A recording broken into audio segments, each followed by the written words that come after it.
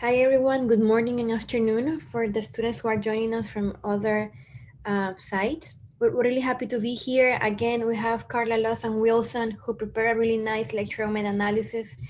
And it's an honor to have you again, Wilson, today. And thank you for having us on a Sunday. We know that it's a weekend, but we really appreciate all your effort and help to all the students and in the program. So thank you. I will stop sharing, Wilson, so you can begin.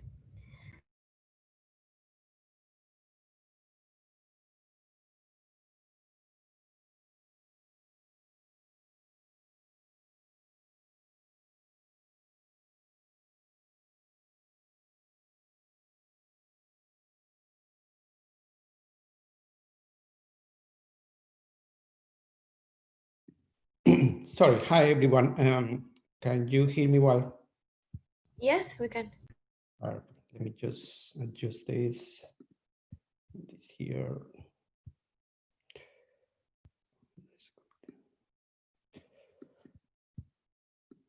So welcome everyone. Thank you very much for attending our lecture today. Again, we are very grateful and we are very happy to see you here.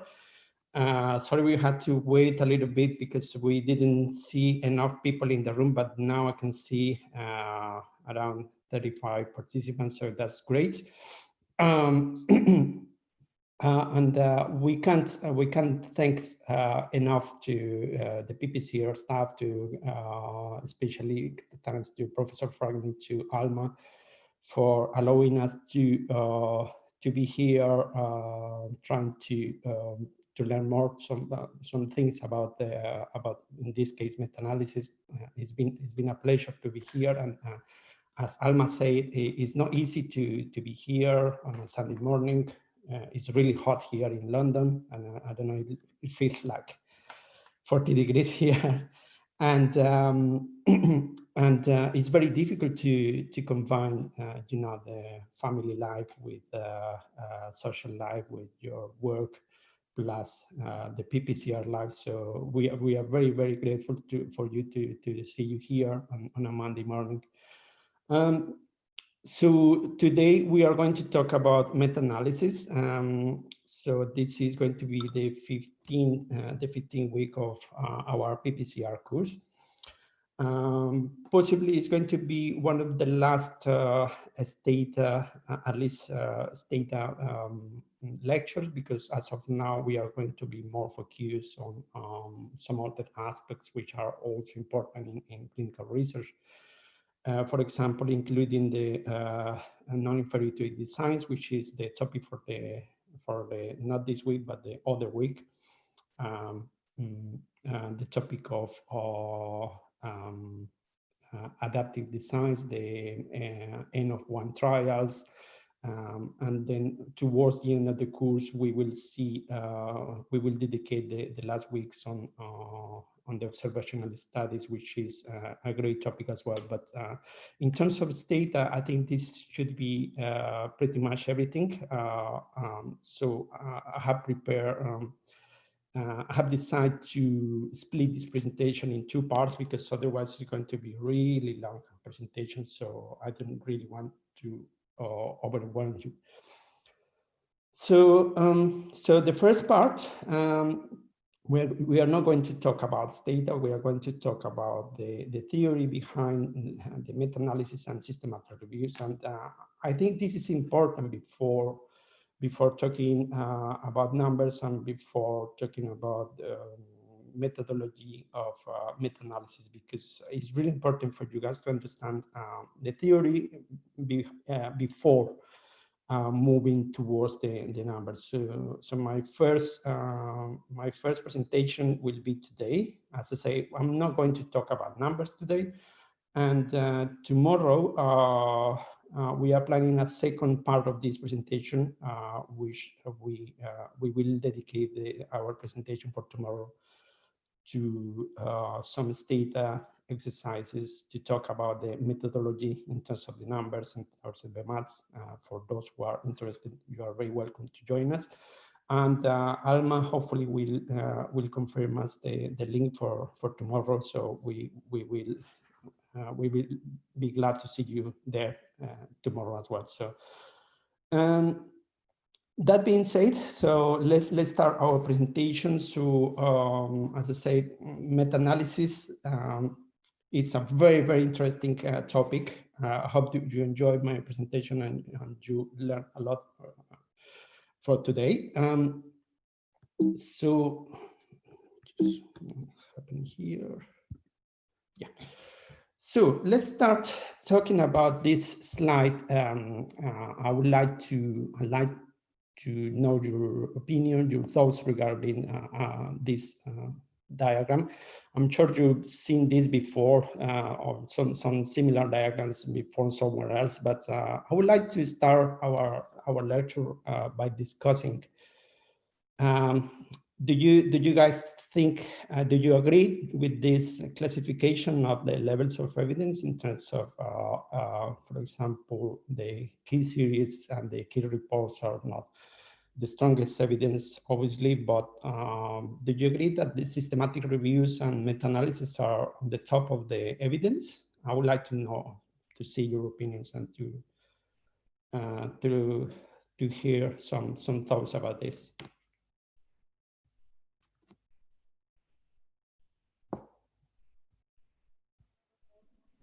Hello. Hello. Who's talking? Hello, yes. This is Susan. Hi, Susan. Yeah, hello. So for this diagram, I think if we go from down to the top, we can see that it's not only, I think also it can represent the number of available data. So for case series, we have more case series than what we have in case control studies. And regarding the systematic review and randomized control trials, I think they are the best, as they will summarize what actually was discussed in multiple studies below them. So I think they're supposed to give us a better evidence compared to the other type of studies.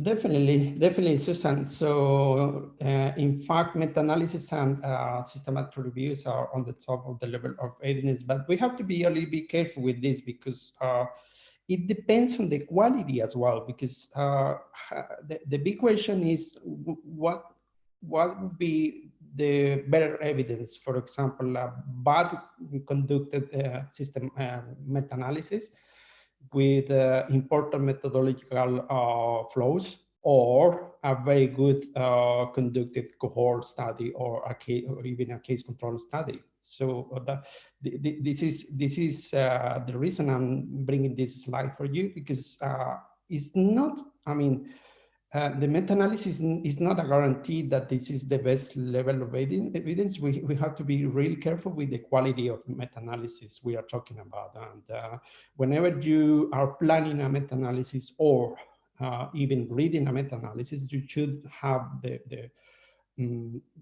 methodological concepts clear in order to say, oh, this is a very bad quality meta-analysis, or this is a really good quality of that meta-analysis. So this is why it's so important. And the second point I would like to highlight today is regarding the design of the studies, because for example, there's nothing wrong in the case control, in the case of case control studies or cohort studies on randomized control studies. I mean, there's no perfect design, first of all, but the cohort studies are methodologically good to address a specific research question that maybe a randomized clinical trial is not able to address. So so this is important to keep in mind as well, because as you probably know, the big difference between the randomized control trials and the observational trials is the intervention, the presence of absence of intervention. If we are talking about an intervention, we are probably talking about a randomized clinical trial. But if we are talking about an exposure, so we will likely be talking about observational studies. So it depends on your research question, and your research question will guide you to decide what would be the best design. Because, as I say, if the exposure is not usual, is rather unusual, so maybe the cohort study is not appropriate for your research question, and the other way around for the case control studies. And as I say, I mean, as you probably know, the observational studies have a lot of potential biases as well, but we do have some means to try to overcome those biases that we will discuss in a few weeks' time. Do you agree with me? So it's everything is about quality. Quality of the meta-analysis. You might have heard about the garbage in and garbage out concept. I mean, there's no way to do a good meta-analysis if you are not including good quality studies, obviously. Okay. So I would like to talk about the search strategies that we use for the meta-analysis. This is something that we study probably during the second week of this course, and I think it's a good representation of the sampling methodologies. So, can anyone remind me what's the difference between the target population and the accessible population?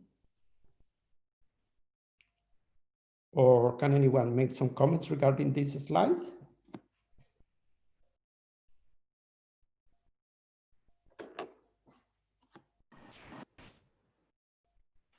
Hello.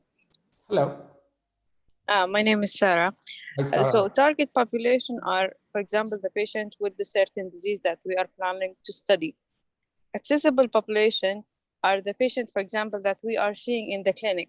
So maybe what we apply in the accessible population, we'll take a sample size from the accessible population. So whatever we get from the accessible population, maybe we are planning to generalize it on the target population. This is how I understand it. Yes, Sarah.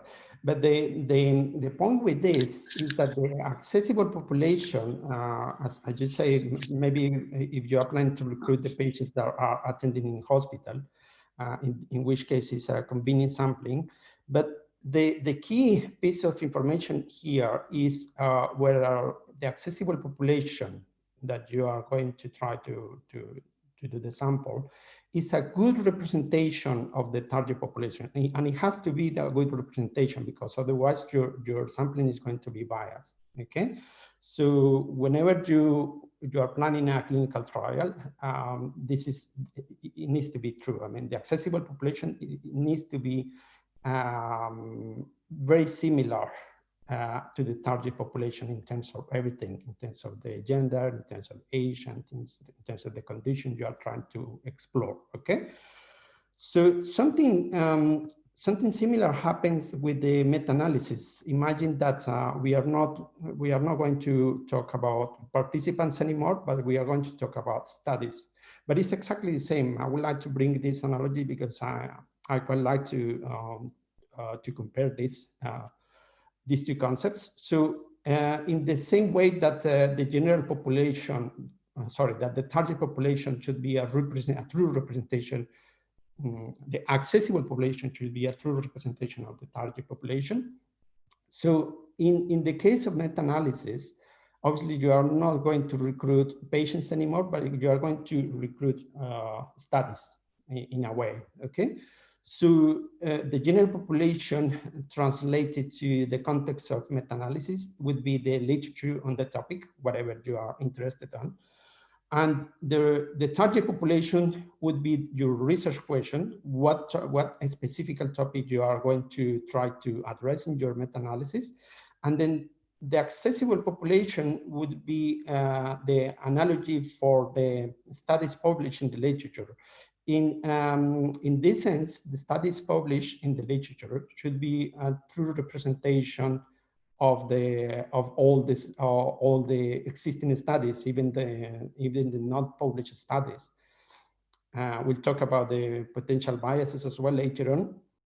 And then after this, after you have seen what studies has been published on your topic, so you need to choose which studies are eligible in terms of the inclusion and exclusion criteria. Exactly in the same way that you do for the sampling. When you are designing a clinical trial, you definitely need to define your inclusion and exclusion criteria. So there are some inclusion and exclusion criteria to recruit those studies in your meta-analysis. That needs, they need to be defined in the protocol of your meta-analysis. And then finally, in a clinical trial, you're going to have a sample size, which in the end is going to be, that sample size needs to be the representation of the target population, okay? This is an important concept, okay? Because if not, your results will be biased, definitely, okay? In the same way, so we can say that the studies included in your meta-analysis should be a good representation of the studies, the existing literature regarding your research question, regarding the studies published, and even the studies that have not been published. If this is not true, we might incur in publication bias. But yeah, I just wanted to make this analogy because I think it's an interesting one. So moving to the possibility of bias in meta-analysis, there are quite a lot actually, unfortunately. And again, this is similar to the design of randomized clinical trials. So we have three big groups of potential biases. The first one is the selection bias. The second one is the information bias. And the third one is the analysis bias. So reporting bias is important because we got three subgroups here. The publication bias, again, is more likely to publish a clinical trial when you have the positive results. When you don't have positive results, maybe they don't bother to publish. So this is the publication bias, which fortunately we can address from the statistical point of view, but this is a topic that we are going to discuss tomorrow, how to address the publication bias. And the selective outcome reporting is important as well because some existing studies in the literature might just be published the outcomes that were positive and they were not publishing the outcomes that were negative. So, for example, imagine that you are designing a clinical trial and then your primary outcome was negative, but your secondary outcome was positive. So there is a tendency in the literature to find some studies that publish the secondary outcomes instead of the primary outcome because the primary outcome didn't show anything. We have to be careful with this because this is a source of bias as well. The certain bias is the possibility of, or the more likely to find a positive finding in the literature when they are positive. I mean, it's more, even when the negative trials are published, it's more difficult to find the negative trials than the positive trials. And this is a source of bias as well, okay? So why? Because the positive trials tend to be more cited, tend to be more replicated in the literature. So it's more common, it's easier actually to find positive trials instead of negative trials. And if you don't look comprehensively in the literature, you're not trying to investigate more about the potential negative trials. So your your meta-analysis will be biased because of the reporting bias as well. Okay, the inclusion bias as well. For example, the people that are considered an authority in the topic are more likely to be found in the literature than some other trials that were not published by authors that were well regarded. But this, it doesn't mean that it wasn't a good quality meta-analysis. It's just that it's a tendency that these big numbers here tend to be more cited and tend to be easier to find when the meta-analysis is published by someone important in the topic in the field. Okay, same for the sources of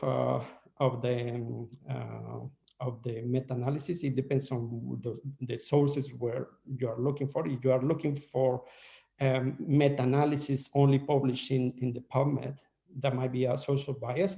I will explain to you why as well. So be careful with the sources as well, because you have to try to include all the literature in your meta-analysis. Okay. For example, is easier to find a meta-analysis published in the US or in Europe than a meta-analysis published in Asia or in Africa. So this is why we had to spend a lot of time in the search of the literature to make sure that we are not biased. I have mentioned something about the study results as well, in the sense that the positive results are more likely to be found in the literature. And the second source of bias is the information bias. So it's completely independent of the selection bias, and it depends actually of the investigator. Okay, so this is why it's not recommendable to do a meta-analysis only by one author, because that particular author might be biased towards the topic to favor the results of the meta-analysis. So the search of the literature needs to be done by at least two independent investigators. So they have no communication, and they just look at the literature independently, and in the end, they in a meeting they might join the results and see what did you find in your search, what did I find in my search, and see if in some way the search was consistent. This is why it's important not to publish only by one author. And something interesting as well is the investigator experience. You might wonder if a very experienced researcher might be able to retrieve some more important studies in a given meta-analysis than a junior researcher. And according to the studies, is not true. So even junior investigators are able to find exactly, well, not exactly, but very roughly the same studies found by the experienced researcher, which is reassuring, because otherwise it would be another source of bias as well. And finally, the third big group of bias is the analysis bias. So this is something that we are going to address tomorrow again for the statistical analysis of the meta-analysis. But just to let you know that there are two potential methodologies to deal with meta-analysis. The first one is the random effect model, and the second one is the fixed effect model. Random versus fixed. Sorry, I missed here the fixed effect models. Okay, and the decision on whether or not include a fixed effect models in your analysis, as you will see tomorrow, is based on the heterogeneity of the studies. If the studies are roughly homogeneous, it's acceptable to have to do a fixed effect analysis. But if there is a significant heterogeneity of the studies, so we might need to go to the random effect models. And as I say, this is something that you might not understand yet, but hopefully tomorrow we will understand everything regarding this. Okay. And the missing data as well, because if a clinical trial, you're including a clinical trial with a lot of missing data. We spoke a lot about this last week, but we have to be careful as well, because that might be a source of a bias as well. Okay, great. So this is another very important slide, because it summarizes the main types of protocols that have been published, in terms of the animal research, clinical trial protocols, which is the SPIRIT guideline, clinical trial. We got the consult guidelines for a clinical trial. You got the what this stands for here in my slide. There are some guidelines for observational studies, for quality research, for everything basically. And it's interesting for you to have a look on this website. It's called Equator Network, which is enhancing the quality and transparency of health. And then you will find everything there. For example, in terms of the meta-analysis. So we got very well standardized guideline, which is called PRISMA, which is short for Preferred Reporting Items for Systematic Review and Meta-Analysis.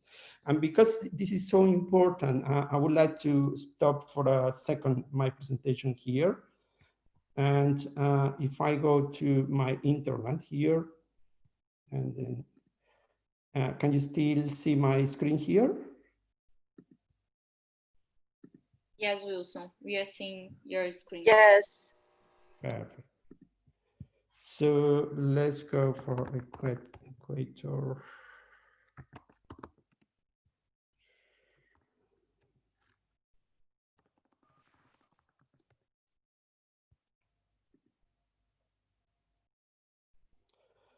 So this is what I was talking about.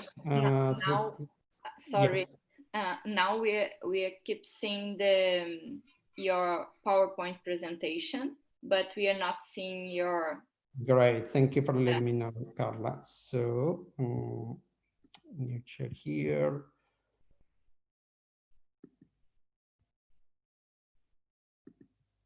So. Great, Wilson. Now we are seeing the Ecuador website. Great, perfect. So so this is important for you to have a glance on the website, because I think it's really interesting, really useful for you, because it has it summarizes all the guidelines here. So, but for our topic today is going to be the PRISMA. So let's click here on the PRISMA. And then you will see here the actual protocols here. For example, I'm going to click here, and then you will see the protocol. Probably you are not seeing my screen anymore. We are seeing. Okay. Now we are seeing. Great. Great. So so this is the actual guideline. Let me just pop here in the PDF, and then you will see here, it's not a long document. I mean, it's like a 10 pages document, but you will have the explanation of all the methodological aspects of your meta-analysis. You got big numbers here. For example, this is a very well-regarded statistician from here, from the UK. So you just have a look. On the guidelines. I think it's really important, but you don't have much time. Let me see here. You have you have also like a checklist here. Let me see.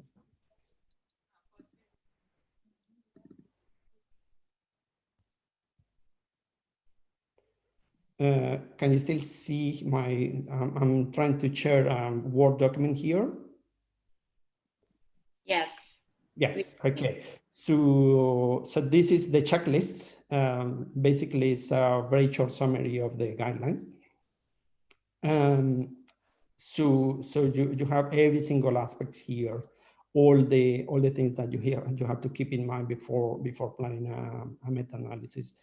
For example, the study selection, the data collection process, the data items. So it's really, I mean, it's just a 2-page document, but you have to tick the boxes for all of this in order to perform a very good quality meta-analysis. Okay, so this is what I wanted to show you. And the other thing, there is a Prisma flow diagram here. So let's have a look. The patient driver is here.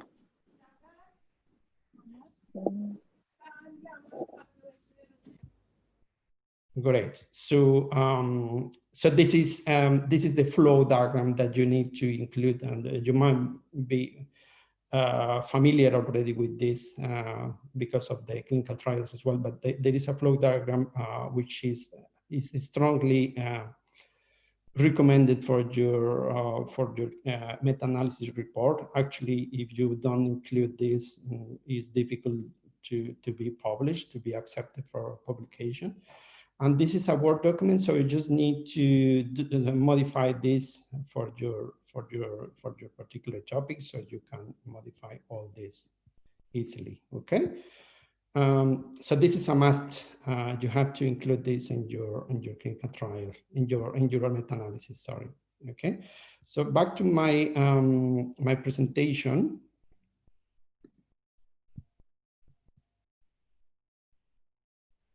And then probably I need to change the screen here. Yes, so probably, hopefully I'm back to my presentation now. Yes, Wilson. Great. So yeah, this is the importance of the Equator website, okay? This is the Prisma flow chart that I did explain to you a couple of minutes before. So you just, it's divided in 4 large sections, which are the identification of your research question, the screening, the studies that you were considered eligible. And after those eligible studies, so some studies will be excluded based on the inclusion and exclusion criteria. And then finally, you will include some studies after, I mean, there's nothing wrong in excluding, for example, bad quality meta-analysis, but you have to explain here why did you exclude that particular clinical trial.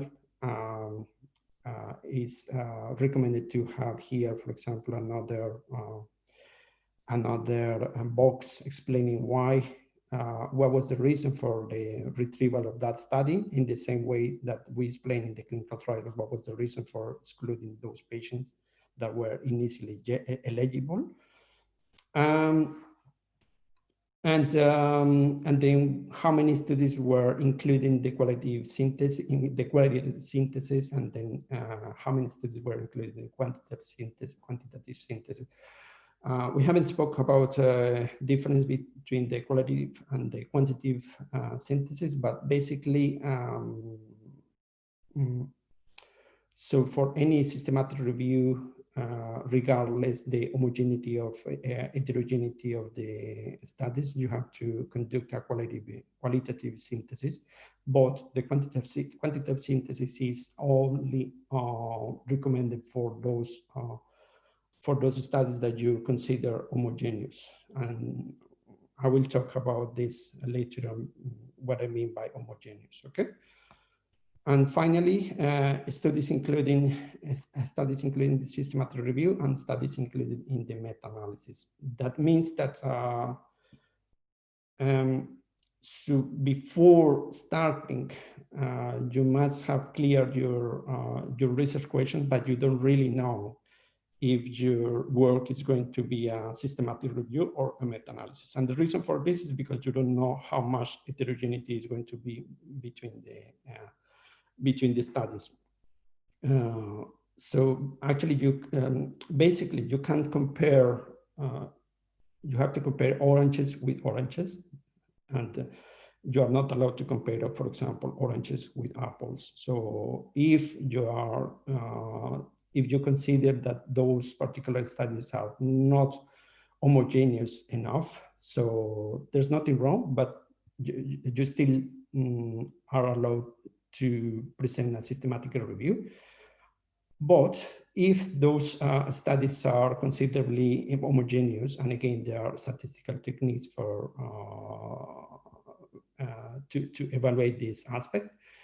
But if they are homogeneous, so you can conduct a meta-analysis. And you can also mix this in the sense that in the same study, you might consider some studies that are not eligible for a meta-analysis because they are not homogeneous enough, but some subgroup of studies might be suitable for a meta-analysis. So you might include in the first part of your meta-analysis a systematic review, and then in the second part of your work, you might include those studies that were homogeneous and do a meta-analysis. Okay, so for example, you are including 20 studies in your systematic review, but then after reviewing all the aspects of your clinical trials, of your studies,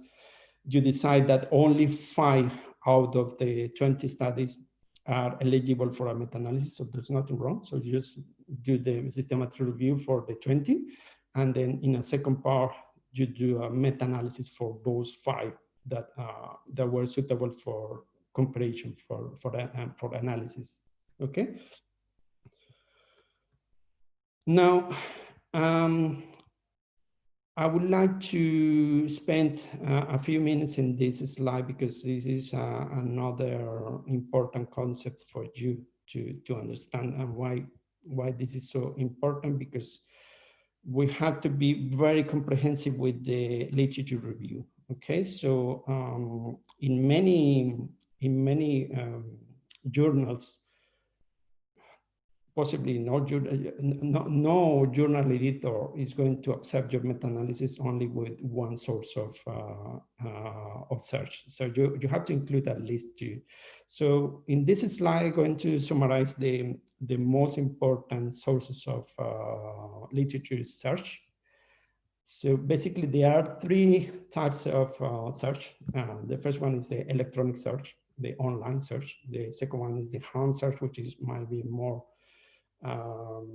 inconvenient and time-consuming, and the third one is the possibility of having personal communications from international meetings, from meetings with experts in the field, some sources from the industry, even from the industry.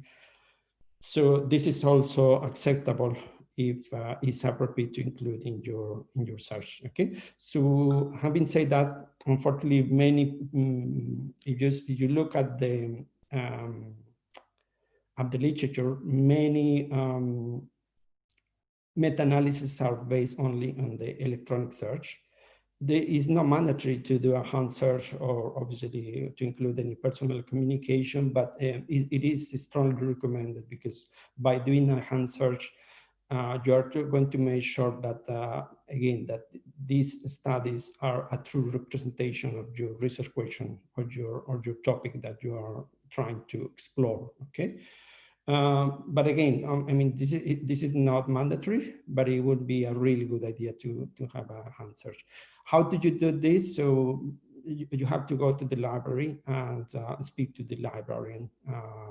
I think this is really helpful as well to to have some ideas regarding the search. But let's concentrate about a little bit about the electronic search because it's the most important one, obviously. So you got electronic databases. You got citation indexes. I'm going to talk about this a little bit more. You got some sources of registration of ongoing clinical trials, which is a good idea as well. You got the great literature, which is an important one to look at in order to not to make any publication bias in your meta-analysis. Again, this is not mandatory. In many meta-analysis, you won't see authors. Actually, it's uncommon really to see authors looking at the great literature because most of them are concentrated in the electronic databases. And look at the websites of organizations, foundations that are relevant to your research question, okay? Regarding the electronic databases, so everyone knows the PubMed. There's absolutely nothing to say about that. Only to mention that as of May, they changed a little bit the layout of the website, but still the search is exactly the same. I don't know, do you, maybe it's worth to spend a couple of minutes to have a look on the PubMed. Let me see if I can start my presentation here.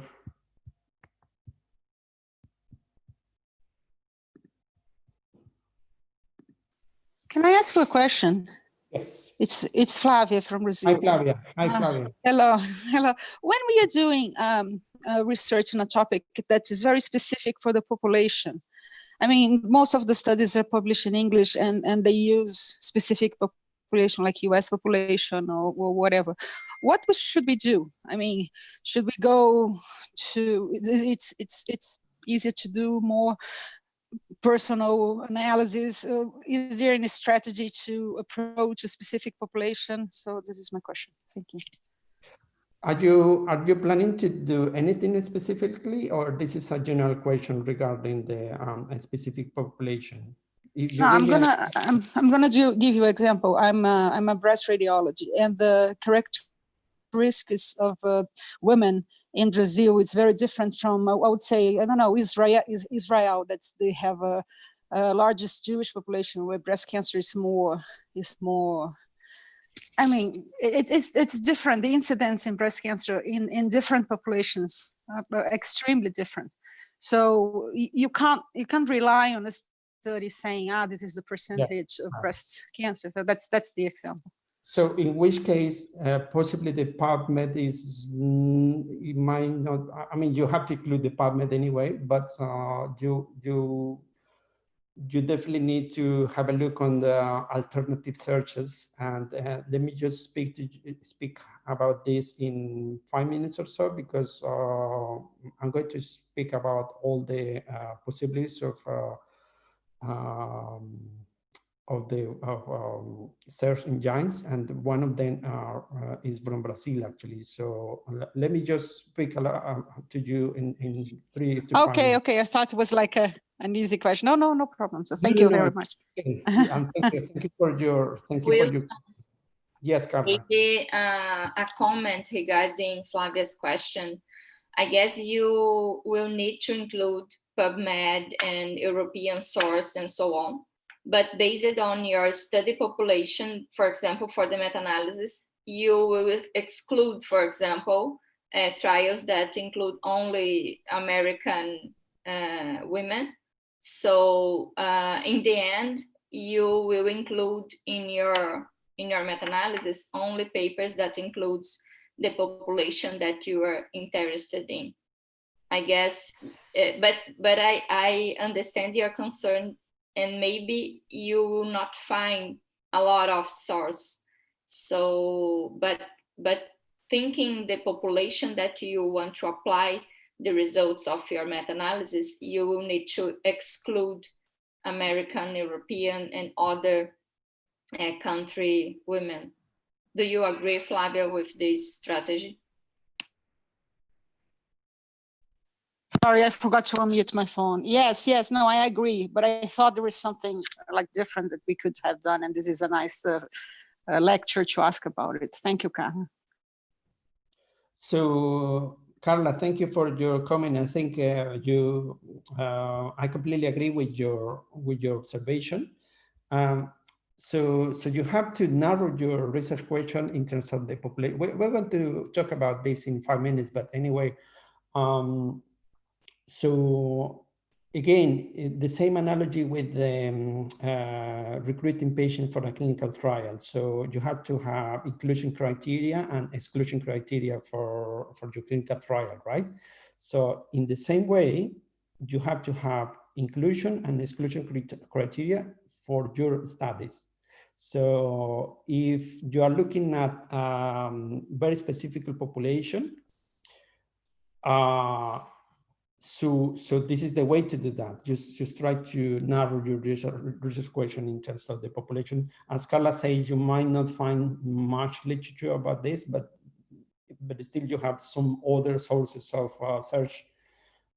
It's not only about the PubMed, but because this is the most popular, so everyone knows the PubMed, but there's definitely more sources of literature research.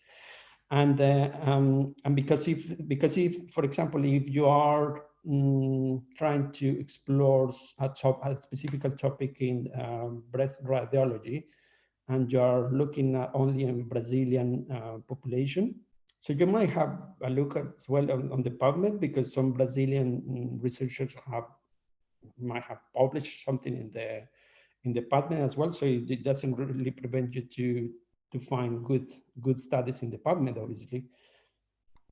So yeah, those are my comments regarding your question, Flavia. Thank you very much for your participation. So this is the new layout of the website.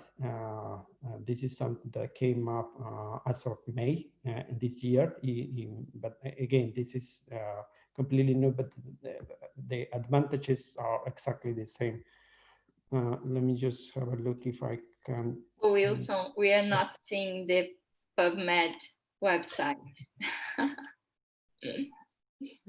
Okay, so the problem is that I don't really know when to change my screen or when not to. But anyway, I'm still struggling with. I can help you.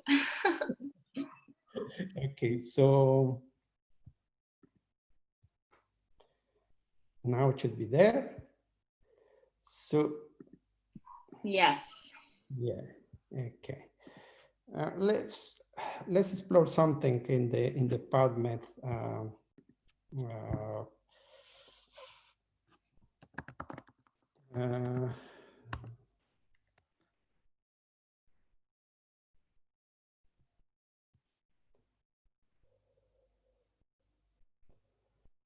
So this is such, but this is not what I wanted to show you. Maybe.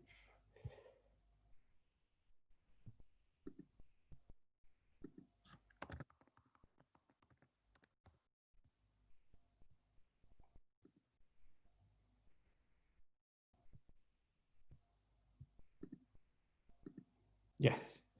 So basically, so you have this these boxes to share to search your research question. So you got a lot of sources here, for example, in terms of the language, in terms of the author, in terms of everything really. We haven't spoke about the medical subject heading, but hopefully most of you already know about the mesh terms. But what I would like to highlight here is the possibility of having the Boolean operators, which are and or are not, okay? You might be familiar with this as well, because this is very popular, but anyway, I'm going to explain to you in a minute. So regarding Flavia's question, so this is the way to look at your population here. So you just need to type whatever your population is here. And then if you are not interested in any population, for example, I'm not interested in the American population, so you can work with the nots. Or if you are interested in that population plus another population, so you might be interested in and if you don't bother about those types of populations, so both of them are useful for you, so you should use or. My next slide is going to be more helpful for you to explain the search. So let me change here. So new change, share. But this is what I wanted to show you. Let me just finish with this slide, and then we will be focused on the how to narrow your research question, which is very important, because otherwise, if you don't narrow your research question, you might end up with 20,000 papers in the website. So it's really important to narrow your topic you're interested in. Okay, so this is the PubMed. The Medline is slightly different in terms of the layout of the website, but the studies are theoretically the same, because both websites, the PubMed and the Medline, come from the American Library, okay, National Library in the US. So basically, you look at the Medline, you should have exactly the same studies that if you look, if you do the same search in the PubMed.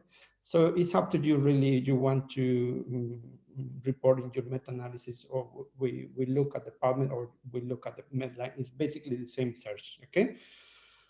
But as Karla said, the US is possibly one of the most important ones, but we shouldn't forget Europe as well. So in Europe, we have basically the same thing as the PubMed, but this is called the base, okay?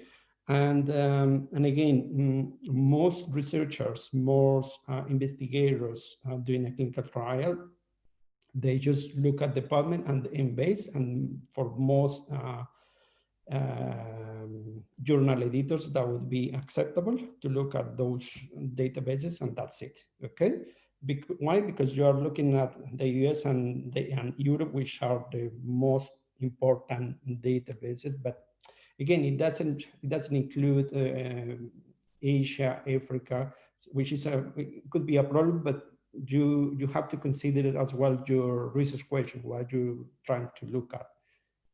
If you're trying to look at maybe a tropical disease that is common in Brazil or maybe in Africa, so you might need to go to those specific databases from those countries or from Africa, okay?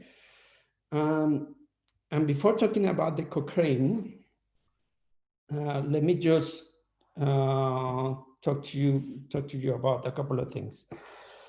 The first thing is about the Google Scholar. So I did include the Google Scholars in my slide, as you see here, but the reason for this, and probably most of journal editors will agree with me, that the Google Scholar is not recommended for meta-analysis. And the reason for this is because the search is not consistent. Why is not consistent? Because if I do the search here in London, the search is going to be concentrated in the papers published here in the UK or even here in Europe. But if I do the same search in the US, or if I do the same search in Argentina or in Brazil, the search is going to be completely different. The results are going to be inconsistent, even doing this exactly the same search, because it depends on the country you are searching. And the reason for this is because Google Google is different for the UK, Google is different from the US, and different from South America, for example. So even when I mean, I'm not saying that the papers in Google Scholar are not good quality. Many of them are good quality, but the problem with the Google Scholar is the consistency of the search. Okay, so if you are doing a specific search in Brazil, and then you are planning to submit this paper, this meta-analysis in the US, so the editor in the US is not able to retrieve exactly the same search you were describing in your protocol. Again, because the Google in the US is different. Okay, so this is the reason for not including the Google Scholar. And my second comment is regarding Flavia's question, because there are a couple of databases based on South America, which are very good as well. So the first one, and I know there's a lot of Brazilian people attending today. So I don't know if you have heard about this one. It's called, well, I don't know how to pronounce this because this is, but this is an important one from, it was first developed in Sao Paulo in Brazil. And it's a very well regarded databases, but Wilson, we are not seeing your screen, your web screen. Okay. I'm still learning with this.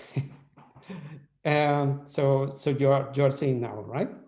No, Oh, no? we are still seeing your PowerPoint presentation.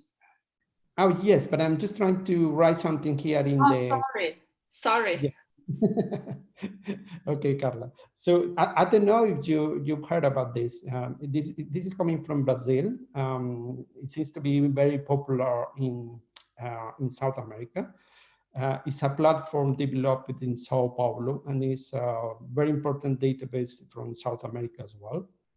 We can have a look on this as well in the on the website you want. But I consider this a very important one regarding Flavia's question, because if you are looking at a very specific population, maybe you might have some, you might find some more data on these databases, okay?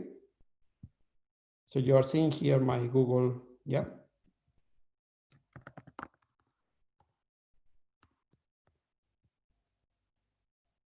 So this is what I'm talking about. It's called Cielo, short for Scientific Electronic Library Online.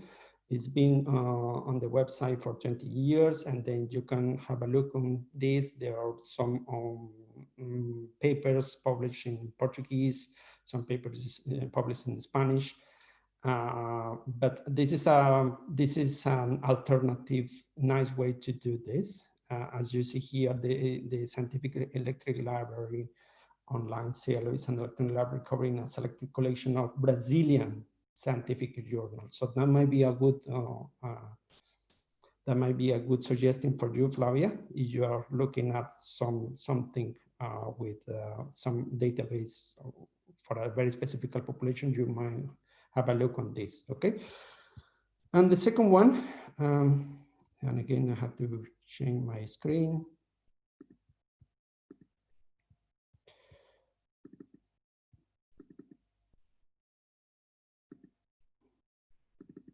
There's a second one, which is called ReadyLac. So ReadyLac is another alternative way to look at the papers.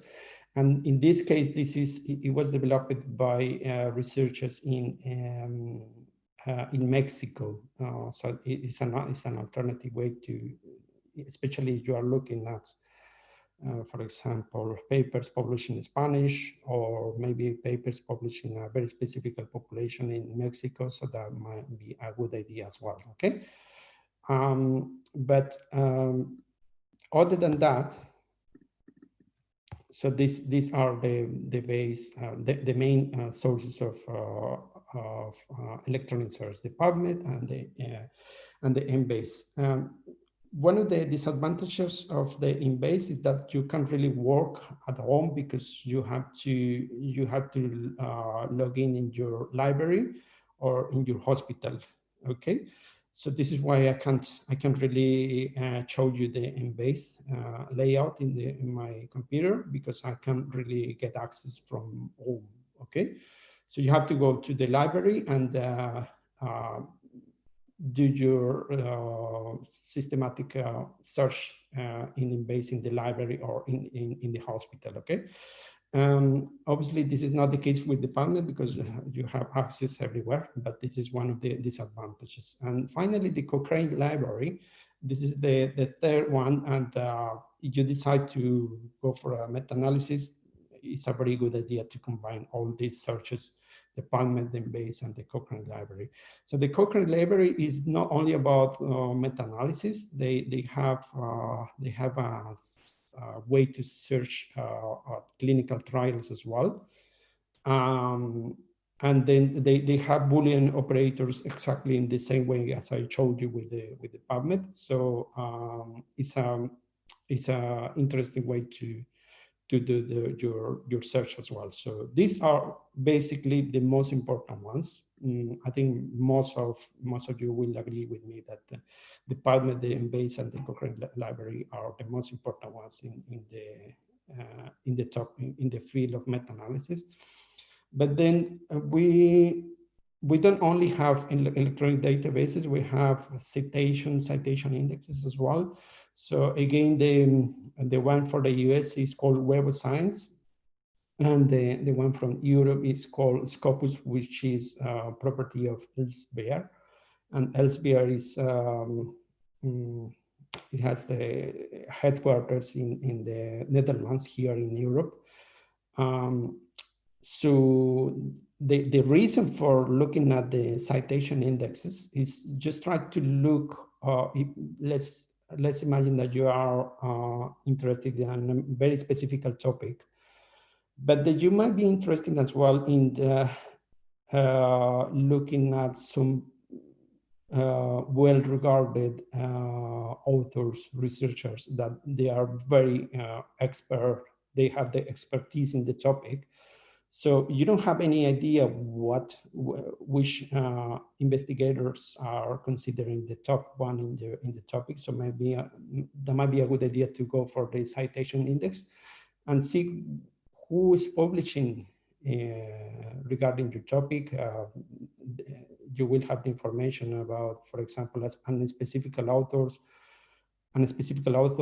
how many papers have been published by him and how many citations have been done. So it is important as well, because you have to know the big names in order to look at their work, what they're doing. Because that might be a criticism for your journal editors if you don't include the landmark papers by the important people in your field. Okay. Just to give you an example, in my field, one of my interests is regional anesthesia, and in my field there is a very good author which publishes a lot. His name is Shin, and he works in Toronto, but he publishes a lot of papers and a lot of works based on works with animal models in regard to regional anesthesia. So it's important to know who's publishing the most in order to look at their papers. Okay, so this is why it's important to look at the citation index. And again, there are two sources, as I say, in the US and Europe. And then you might be interested as well in what's going on with the trials that have not been published yet, but they are ongoing trials.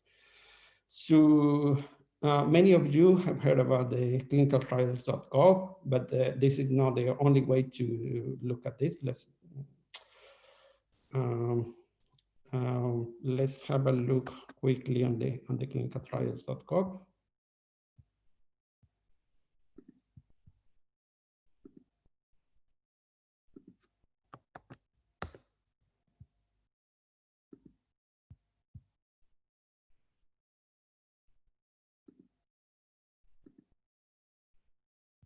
Hopefully you're seeing this.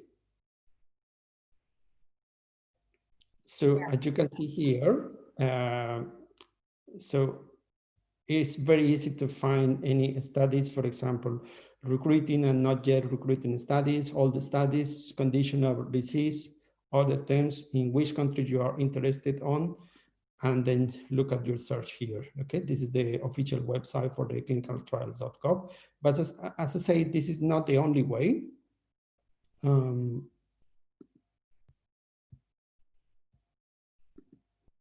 Trying to get back to my presentation here.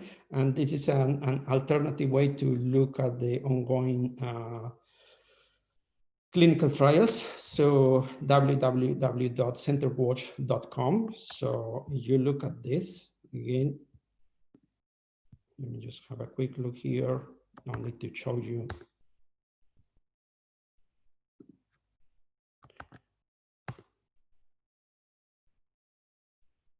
Okay, so if I'm sharing here, and hopefully I'm sharing here. So this is what I'm talking about. This is another good source of the clinical trials that you are looking at. And you look at this, so you can type whatever your topic is, your field, and then try to find what's going on in terms of the clinical trials. So as you said here, CenterWatch, the trusted source of clinical trials information. Okay. Let's have a look on more.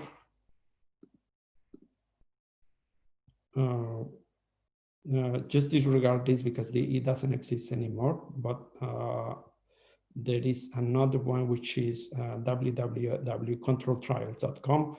Again, this is, sorry, I forgot to change my screen. Oh no, I think I'm sharing my screen. So yeah, my point is that there are many different ways to look at the clinical trials that have been conducted, but they haven't been published. And it's really important to look at this as well, because you won't find this in the PubMed or at the base of the Cochrane library, okay? And the great literature, great literature is really important as well because of the possibility of publication bias. So actually there are two very important websites that you have to look at. Again, this is not mandatory, but it's really appreciated if you go to, you have some, spend some time looking at the great literature. So by the way, by the great literature, I mean the literature that has not been published. So there are, for example, dissertation and theses that have not been published, but they are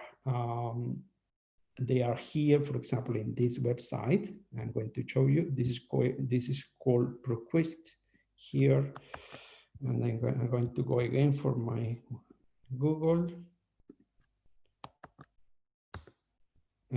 I know I'm not sharing yet, but I will be sharing in a second. So this is what I was talking about, okay? So dissertation and thesis, and then you can look at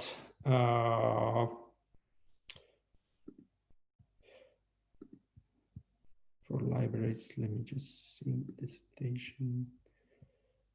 Maybe you just need to sign up. I haven't signed up here, but anyway, this is a way to find some important information regarding theses published, not published, but that they are in some libraries or even dissertation that might be a good source for your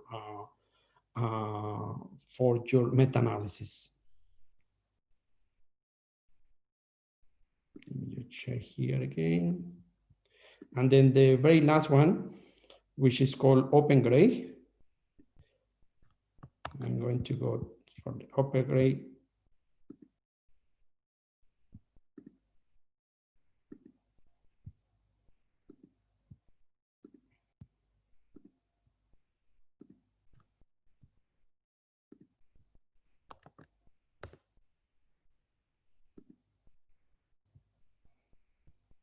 So you can see here, sorry, I haven't shared you my screen.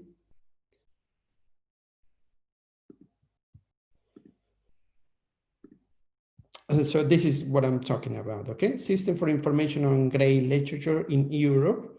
So you just need to type whatever the topic is, and you will find something really interesting which hasn't been published, okay? So those are the main sources for the grade literature. And, oh, sorry. And then let's go back to my presentation. Yes. So regarding the hand search, there is feature in PubMed as well. Whenever you look at the paper, there are related articles that might be interesting for you as well. This is called snowballing because, I mean, let's imagine that you retrieve, for example, 20 studies for a very specific topic. But then if you look at the PubMed on the related papers, so you might find extra source of literature that wasn't shown in your first search. And then the other good way to do this is look at the literature of those 20 papers. So if you look at, sorry, the literature, not the references. The references of those papers. So if you look at those references, you might realize that, oh, I missed an important paper here that was included in the reference of this paper, but that wasn't really retrieved from my first search, okay? Journals in a very specific topic. This is a good idea for Flavia as well. For example, looking at journals devoted to a very specific topic, for example, in breast radiology. There is a way to look at the conference proceeding as well. This is called a Web of Science Biases Citation Index. So you can look at the conference proceeding in this website as well, okay? And finally, the personal communication experts in the field and maybe some literature unpublished from the pharmaceutical industry. So do you have any questions, anything to mention before moving to our next topic?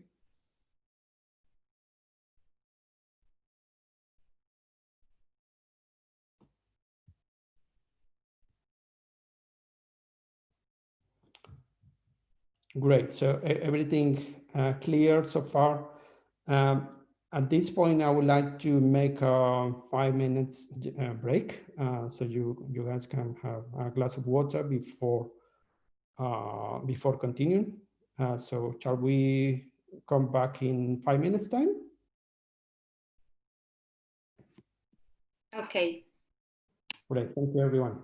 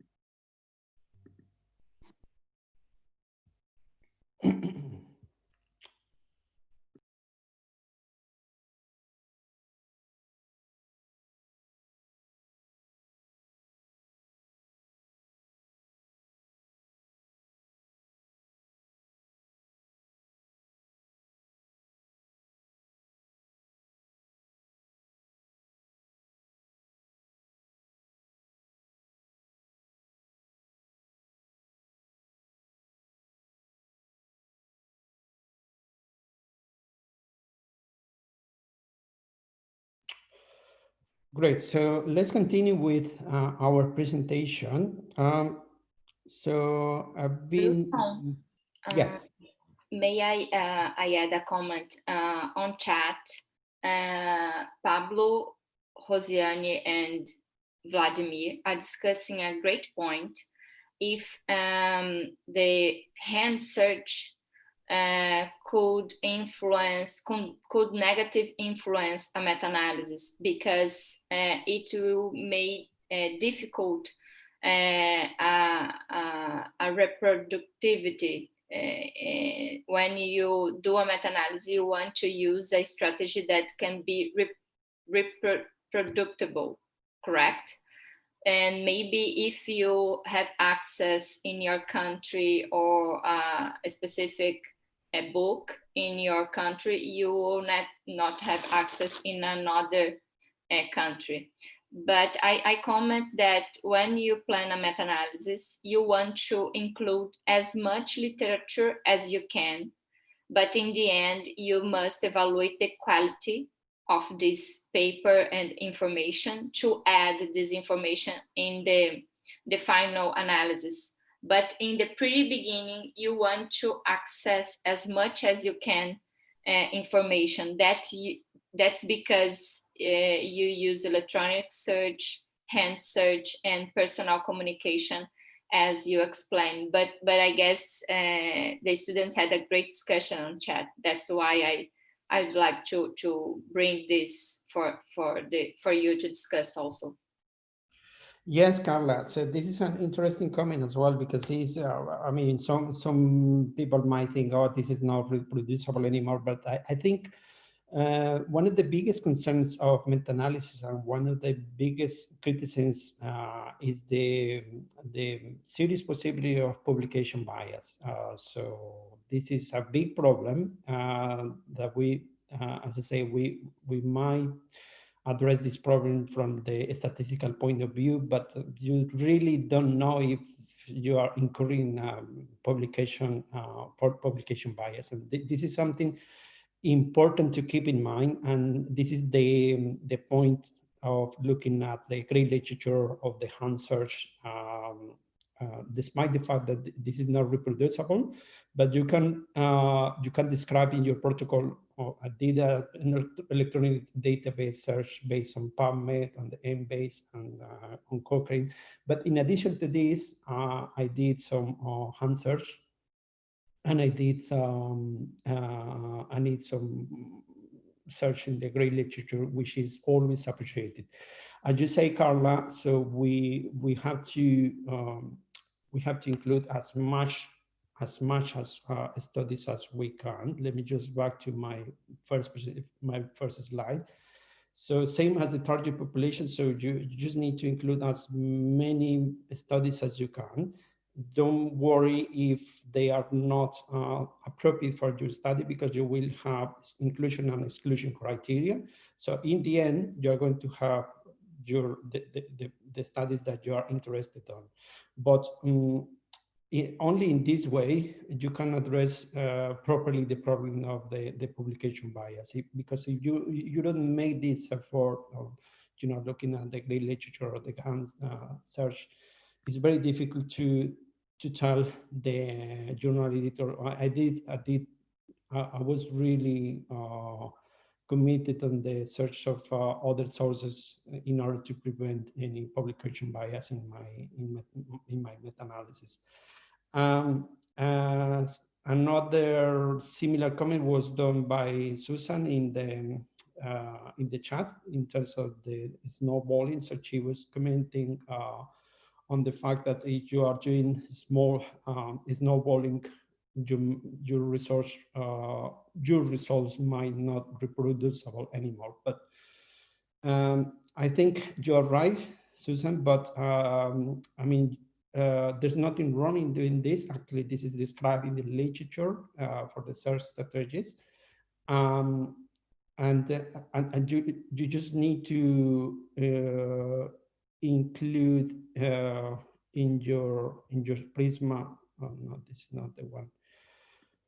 In your Prisma flowchart that, for example, I don't know, 900 studies were screening, and then from those 900 studies screening, I retrieved 20 studies which were relevant from those from the related paper, from those related papers.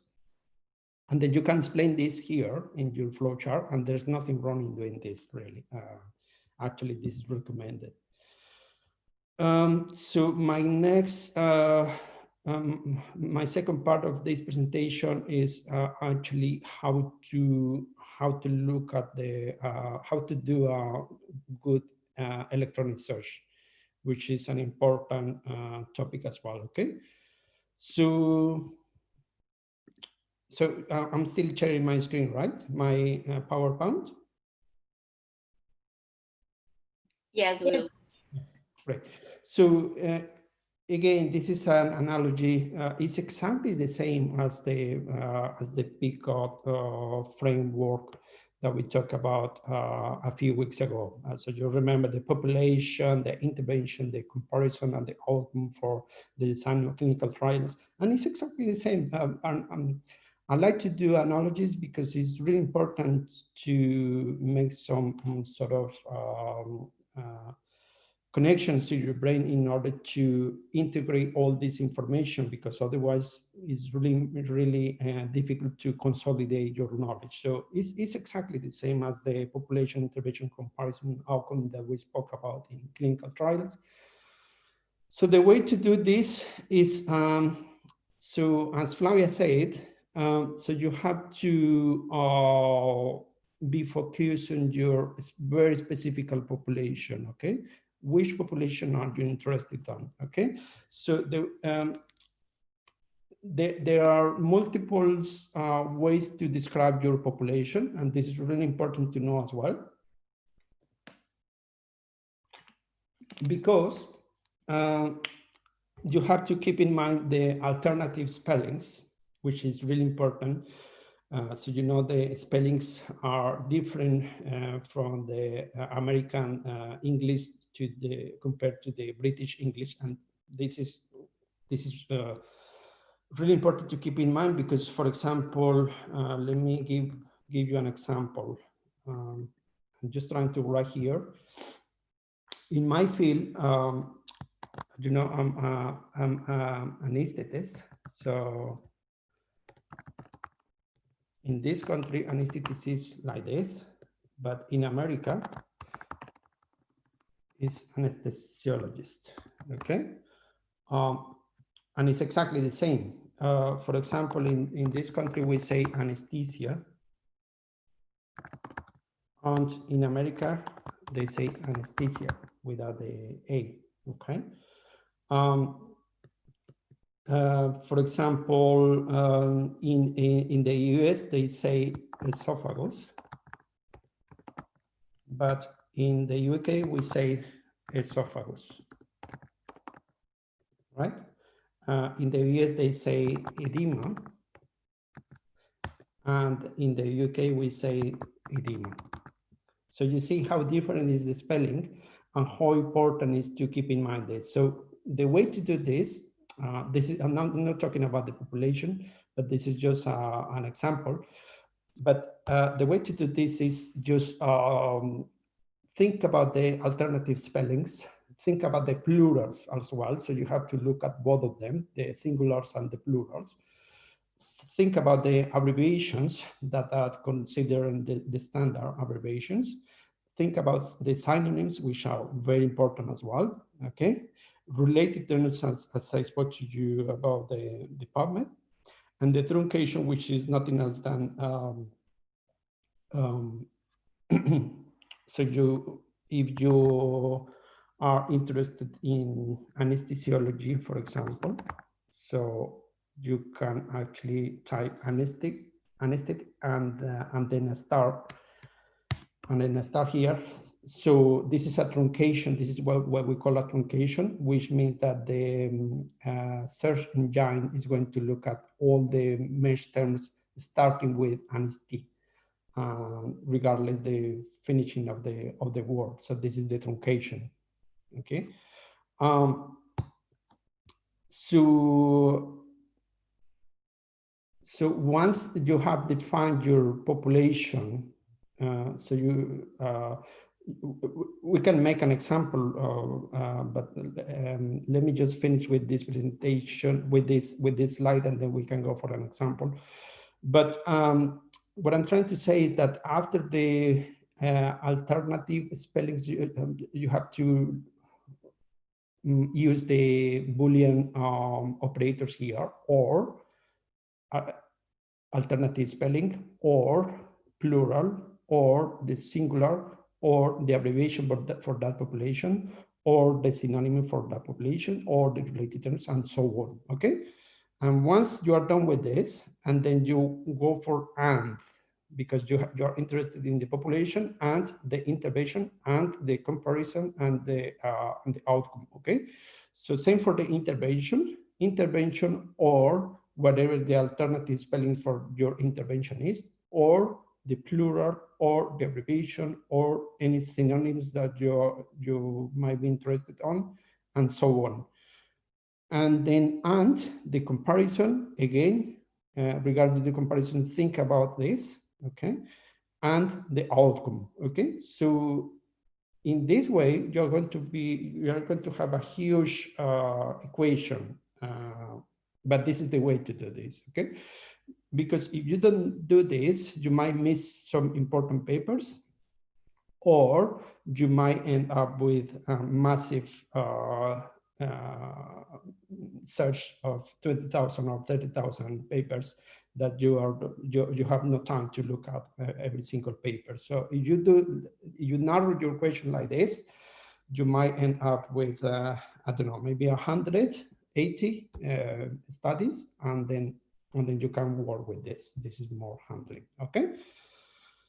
So so this is the, yes. Vladimir are asking if they should put all the information together and just click OK.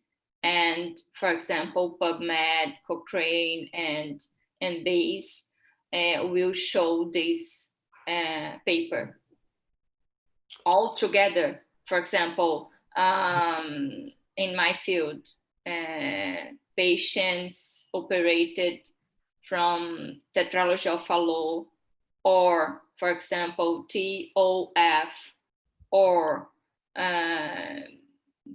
maybe the tetralogy and so on. And for example, intervention, reoperation, or and pulmonary valve replacement, and so on. So you wrote everything in the same sentence and click OK?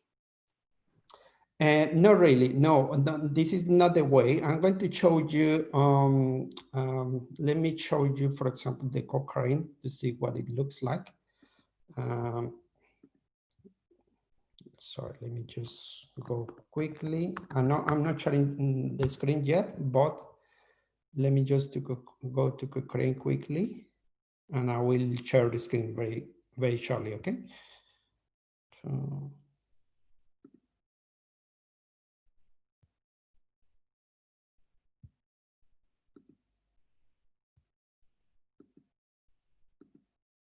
okay, so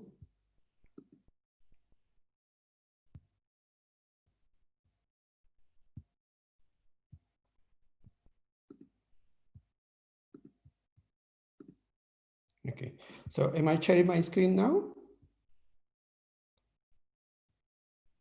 Yes, Wilson. Yeah. Great. So so this is the Cochrane library. I didn't show you, but let's do an exercise here. So this is what it looks like, the Cochrane library website.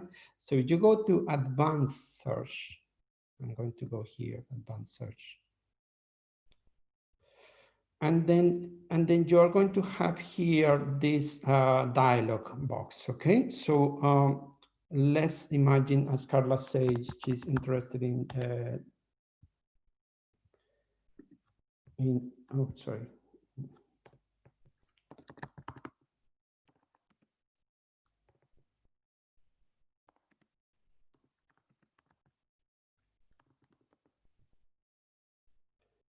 Sorry, Karla, is that with double L or just Yes. one? Yes, correct.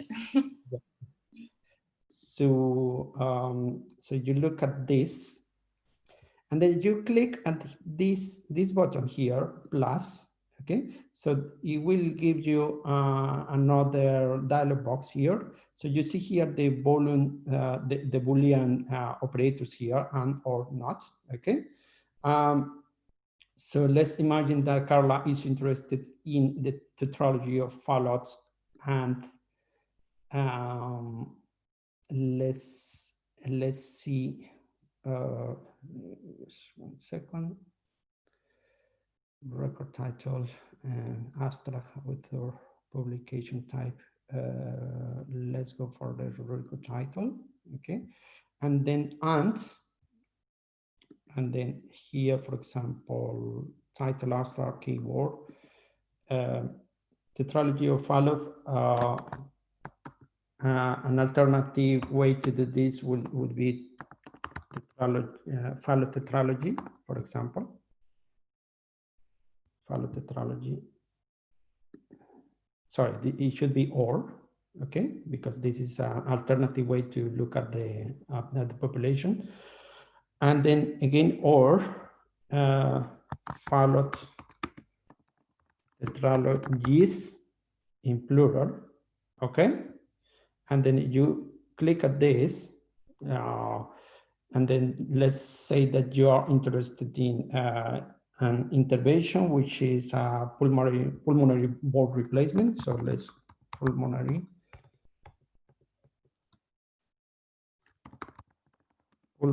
valve replacement. Okay.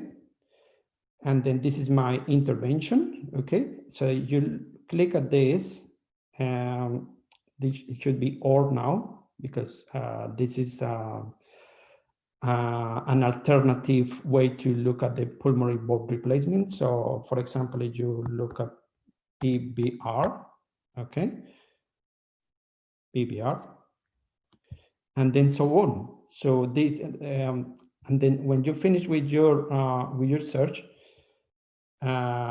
so you click at this, run the search, and then you will have, in this case, look at this, 1,500 trials here. 1,500 trials. So, I mean, is it even possible to have a look on the 1,500 abstracts to read all of them? I mean, it is possible, but my recommendation might be just because this is only on the Cochrane, and then you have to go for the PubMed and you have to go for the Embase. So you can imagine how long it's going to take. So I would recommend you just try to narrow your research question, because otherwise it's going to be unmanageable. You can manage with 4,000 trials. You can say, oh, I did read the 4,000 abstracts, and based on the reading of the 4,000 abstracts, I consider that 10 papers are suitable for my meta-analysis. So I don't know, it is possible, but it's really time consuming. So my recommendation, as I say, is just try to narrow your research question. So I didn't show you this before, but as you see here, I mean, PubMed is, Cochrane is not only about meta-analysis. You have here 3 Cochrane reviews, which are possibly meta-analysis or systematic reviews, okay?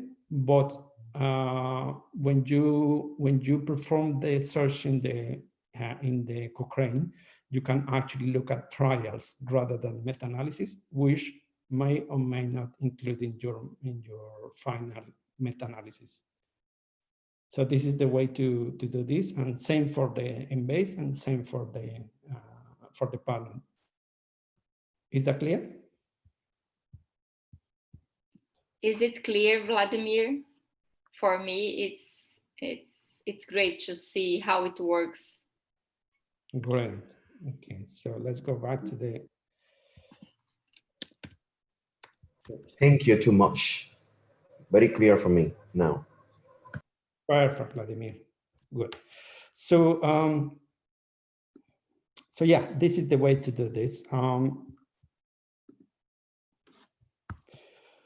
And then there is a difference, as I said to you in the beginning of my presentation, there is a difference between systematic reviews and meta-analysis. And this is important to explain to you this concept. So once you're done with the search strategy, so you will realize, oh, I'm comparing oranges or I'm comparing oranges and apples, okay? So if you see that your studies are heterogeneous, so there's no way to do meta-analysis. And then the next question is, how did you measure the heterogeneity? So we will discuss this tomorrow because we have nice ways to do this. But this is a topic for tomorrow because, as I say, I'm not going to talk about numbers today, but all the numbers are going to come tomorrow. So yeah, so basically, based on your methodological analysis, so you might realize that your studies are not homogeneous enough for doing a meta-analysis, which is fair enough. I mean, if you can't do a meta-analysis, you can't really. There's nothing wrong in this, but alternatively, you can do a very nice systematic review, and I mean, this is a very well source of evidence as well. Okay, so as I say, there's no, when you start with your work, you can't really tell whether or not you are going to end up with a meta-analysis or a systematic review. Okay. So another type of study, well, it's not a study really, another type of paper is the narrative review. So again, in my opinion, there's nothing wrong in doing a narrative review, but it depends on the topic.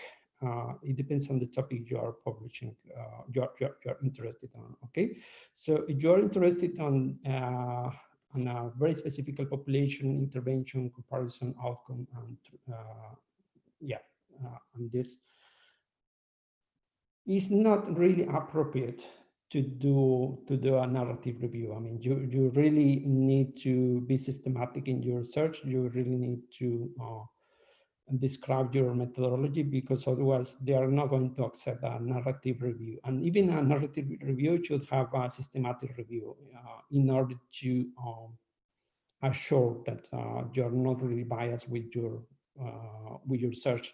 Because the big problem with the narrative reviews is that you're just choosing your studies by convenience. That would be like a convenient sampling, because you are not following any methodology. You're just looking at Google or Google Scholar and look for the papers that might support your theory, your perspective, and then just publish the papers that favors your theories. But you are just ignoring the other side of the problem. So this is why the literature, narrative reviews are nowadays not recommendable. But again, it depends on the topic, okay? Because if you're talking about any other topic that might not have the layout of the population, intervention, comparison, outcome. So you are just trying to do a summary of a given topic, but you are not really biased because there is no intervention. You are not talking about intervention or comparison. You are just giving your opinion, your perspective. That's acceptable to do a narrative review, but whenever you have population, intervention, comparison, and outcome, it's not acceptable to do a narrative review. So there are a few things in common between the meta-analysis and the systematic review, okay? So all the meta-analysis, regardless the heterogeneity of the homogeneity, you have to do a systematic review, okay? The thing is that after the systematic review, So you might realize, oh, these studies are suitable for doing a meta-analysis, so let's go for the meta-analysis. There's something called a qualitative synthesis, as opposite to the quantitative synthesis. So the quantitative synthesis is proper from the meta-analysis, but the qualitative synthesis needs to be done in the systematic reviews and in the meta-analysis, in both of them, okay? And the reason for this is because you have to, once you've chose your studies based on a methodological search, so you have to explain to your readers what the disadvantages or what the methodological flaws you encounter in certain studies and what strengths you encounter in other studies, in order to put the reader in context that you are trying to do a qualitative synthesis. You couldn't do a quantitative synthesis because the studies were unfortunately heterogeneous, but it doesn't prevent you to do a very nice discussion regarding the qualitative synthesis of your papers. Okay, this is something that is usually included in the discussion section, but it's recommendable to have a proper section apart from the discussion to talk about the qualitative synthesis. And then finally, the forest plot.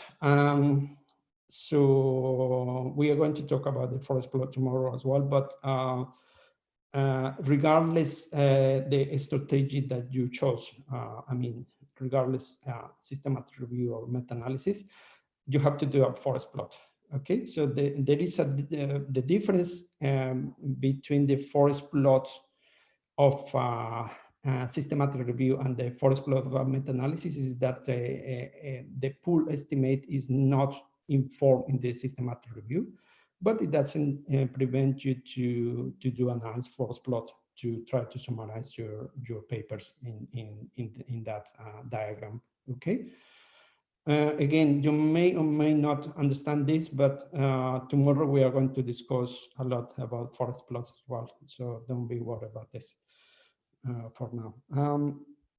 So yeah, this is the similarities between systematic reviews and meta-analysis, and the differences as well. Okay.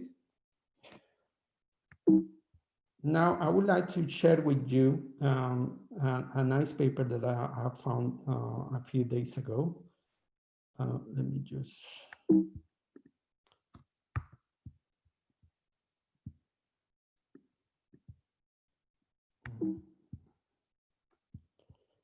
Sorry, just give me a second. Wilson, Pablo asked if it's possible to do a meta-analysis of previous meta-analysis, if it's correct or if it's possible. And also Marcelo said that you can do a summary of systematic reviews of meta-analysis. It could be, for example, Pablo shared that it could be a systematic review of previous meta-analysis. What do you think about this question or comments? It is, sorry, let me just, I'm just having some technical problems here. I can't come back to my internet. I don't know why.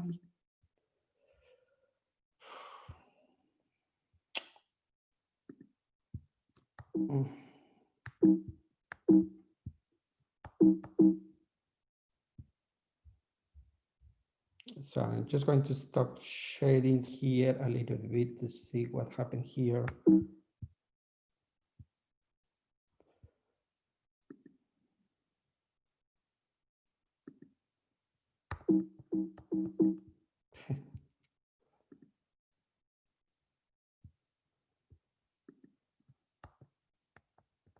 Oh, finally, sorry. So regarding your question, Karla, yes, there is a way to do this. It's not common in the literature to see meta-analysis of meta-analysis, Probably you will mention this in the Thursday lecture. As I say, it's not popular. I don't know much about the methodology. I can imagine the methodology should be very similar to the standard meta-analysis, but yes, definitely there is a way to do this. As I say, is not usual, but it's possible. We can find in the literature some meta-analysis of meta-analysis. But you have to have reasons to do this. I mean, maybe because the disease or the condition is evolving so much, or the technology for the treatment is evolving so much. So maybe the meta-analysis from 2 years ago is not accurate anymore. So you have to measure all the meta-analysis over the last 20 years, for example. I mean, it has specific indications for that. I mean, it's not only about let's do a meta-analysis of meta-analysis. You have to have rationally behind this. But yeah, it is possible. Okay. Thank you. So great, Karla. So I just wanted to show you very, very quickly, because again, the time is an issue now.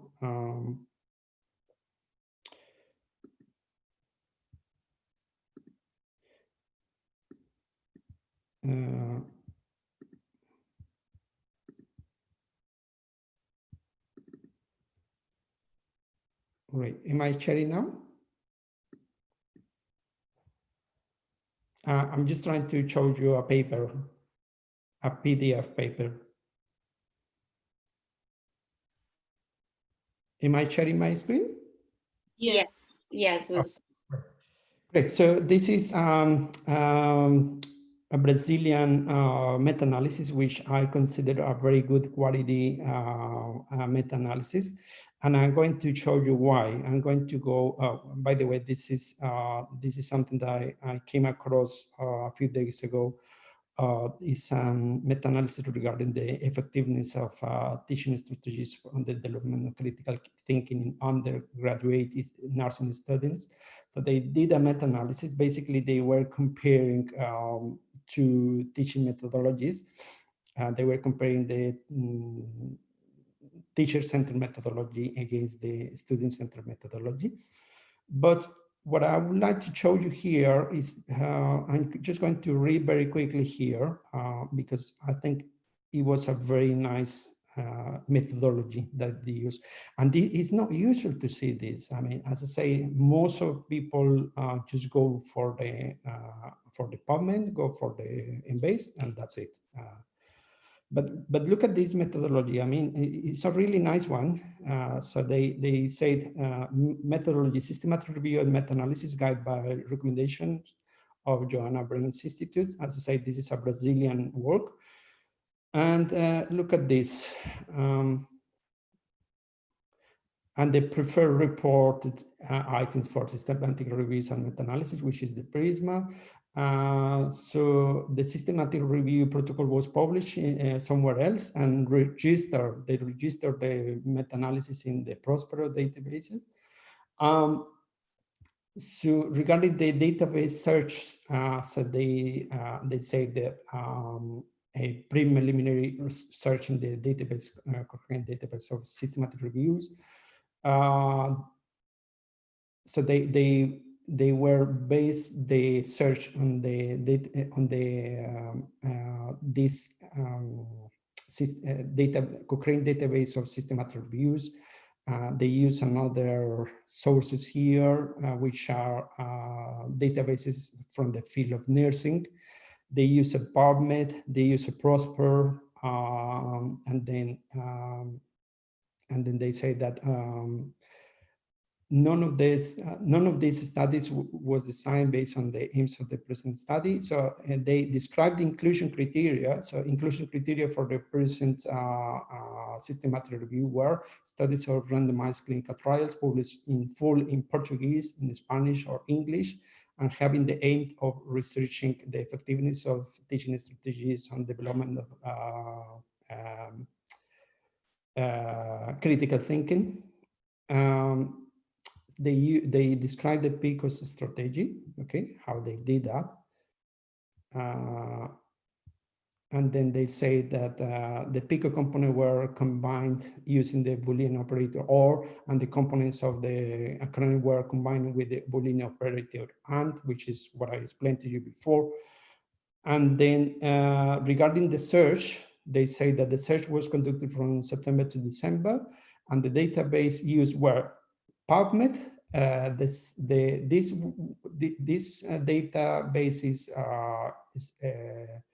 is important in the field of nursing, so that's why they include this data search database. The MBase, which is almost mandatory, the Web of Science, which I explained to you before, the Scopus, I already spoke to you before about this. This one, the Cochrane, so it was a really great work because, you know, they use 1, 2, 3, 4, 5, 6, 7, 8, up to 9 sources of search. And then they look at thesis and dissertation database from the 4 continents in Africa, America, Europe, and Australia, were used to search the great literature using the ProQuest dissertation and theses, using another source of dissertations, using the digital library of thesis and dissertation of the University of Sao Paulo. They use another Australian database. They use another source of open access papers, and more here, and more search. And then the terms used for the search included were for the population, nursing student, undergraduate, and baccalaureate. For the E and C, teaching methods, learning, problem-based simulation, case study, concept maps, lectures. For the O, thinking and critical thinking. And for the S, randomized clinical trials, experimental and evaluation study. Selection of the studies by title, abstracts, and full reading was performed by the primary and secondary reviews independently. And the studies that generate some disagreement between the reviewers for inclusion were discussed with a third review. So this is what a good methodology should look like. As I said, unfortunately, it's not common to see this methodology explained in that detail, but I consider that they did a really great work, and I'm pretty sure that they spend a lot of time by looking at the literature of, I don't know, maybe up to 20 sources, including the great literature, the dissertation and thesis. So this is a nice example of a good meta-analysis from the methodological point of view, which has been published some years ago in a Brazilian journal. Amazing example, Wilson. Wow. It is. Yeah, I mean, some of you may be familiar with meta-analysis, and it's not common to see this highly developed meta-analysis. So this is what is important to look at when you are reading the meta-analysis. Okay, great. So this strategy really shows to reader that the researcher are absolutely transparent. Yes. So it's amazing as a reader to, obviously, if we had the opportunity to learn and understand these, and the PCR team helped us a lot. But as a reader, my feeling is, wow, I really understand everything that the researcher thought during the process. Yeah, they are Brazilian, so maybe they were PPCR students. I don't know, because that was a very well done work. Great. So back to my presentation.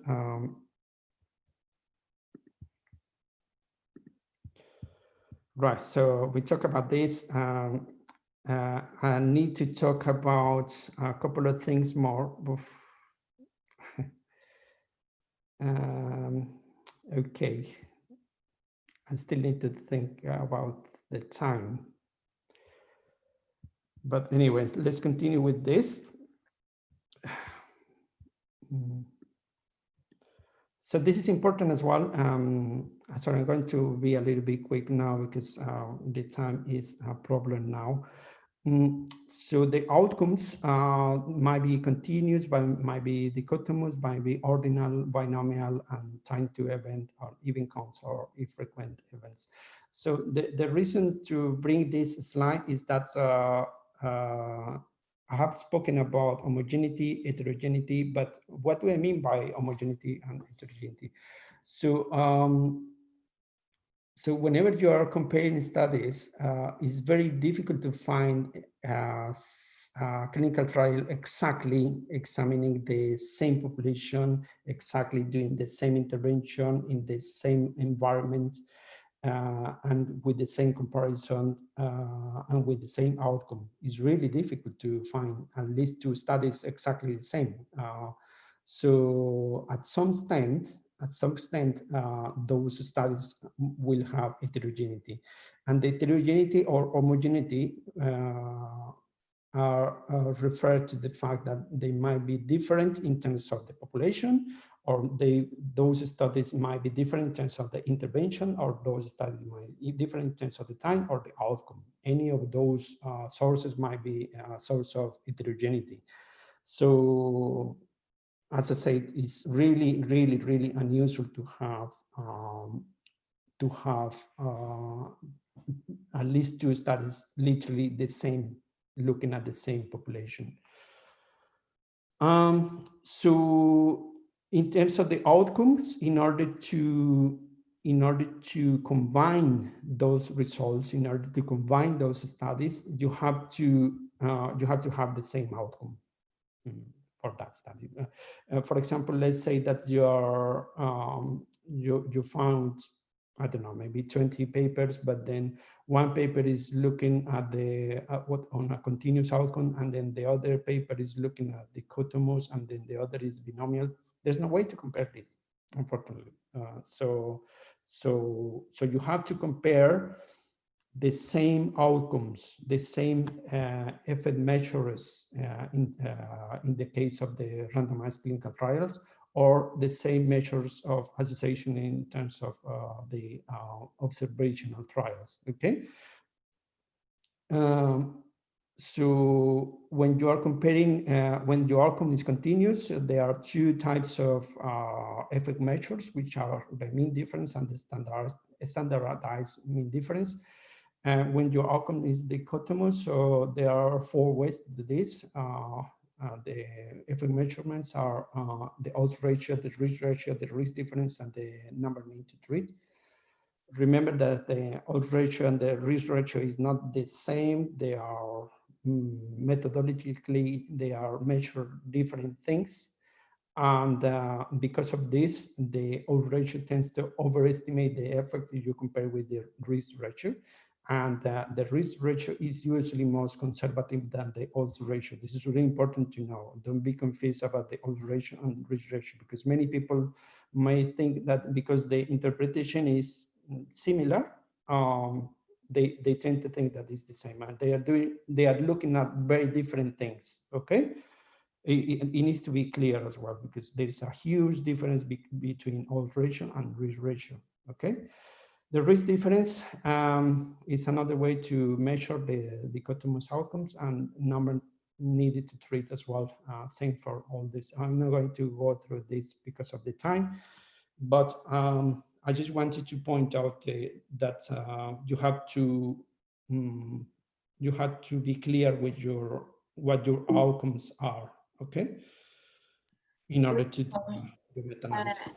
One question regarding the outcome. If two different papers, they had the same outcome, but one as the primary outcome and the second one as the secondary outcome, could I add the secondary outcome in my main analysis if I would like to compare to, because they measure the same, but not as primary outcome? Is it allowed to use?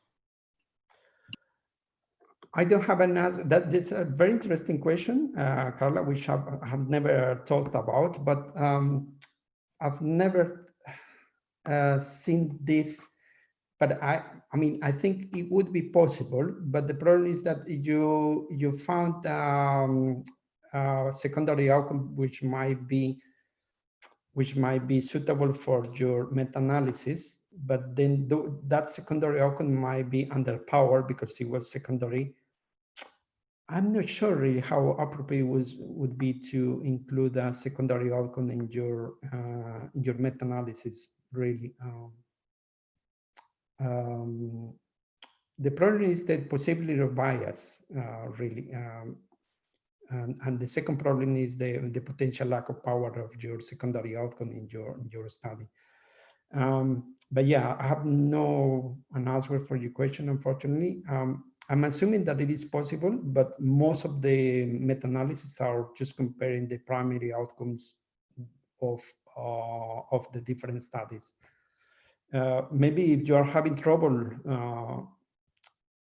finding some more information in other studies might be acceptable, but I'm not sure from the methodological point of view if we are methodologically flowed with this decision. But this is a really nice comment.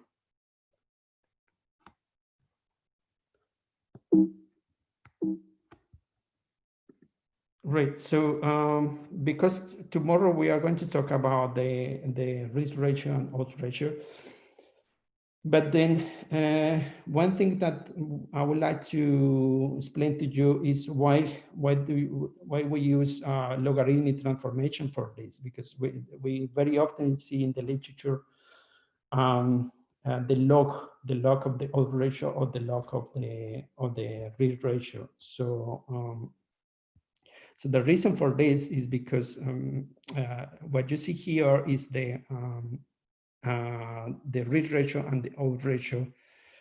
And in this particular example, let's imagine that you got an risk ratio 0.36, and here you got the risk ratio of another study of 2.71, for example, okay?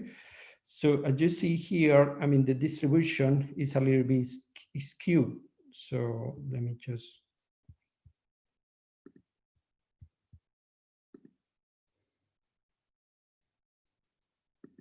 The distribution of this data is a bit skewed because you are departing from 0.36 from a given study.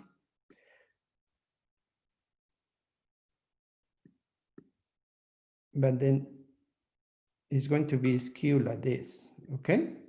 But if you calculate the logarithms of the natural logarithm of 271, it's going to be exactly 1 here. And then if you calculate the logarithms of the logarithm of 0.36, is going to be exactly -1 here. So in this way, you are just trying to measure data with a normal distribution, which is what we like, okay? So this is important to understand why we are using logarithms as well.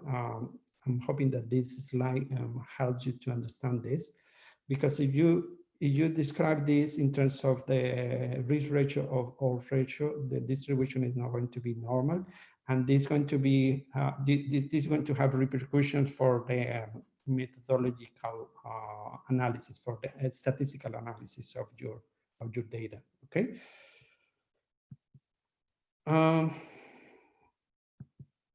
I still have a couple of things to mention here, but I really consider that they are important. I think we should finish in about 15 minutes. We should finish the presentation, and if we have time to discuss the rest of the presentation, we can finish the presentation tomorrow.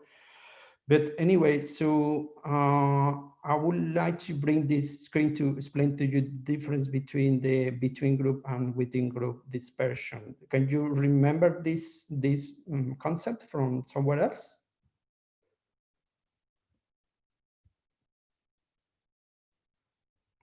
Does it remind you of something in the past that you saw in the past?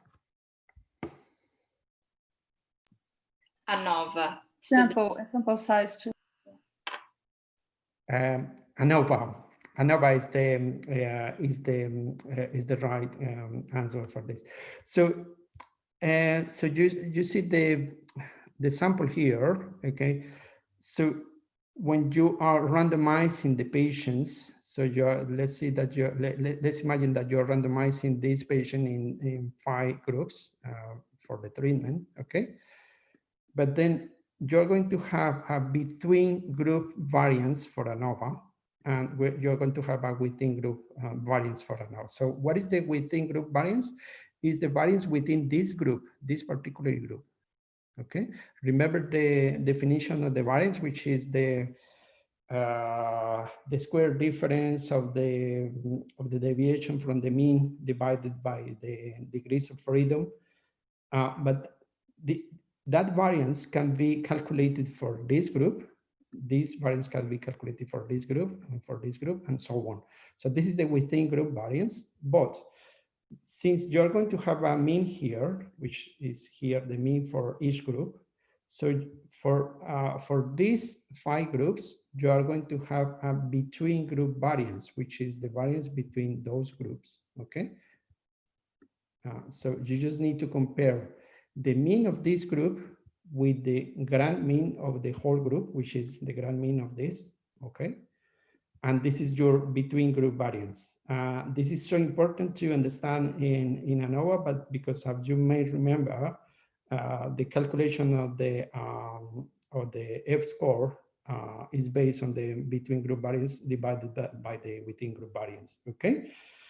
Why am I bringing this to you? Because this is exactly the same concept in meta-analysis. So again, in ANOVA, you have a total variance, you have a between group variance, and you have a within group variance.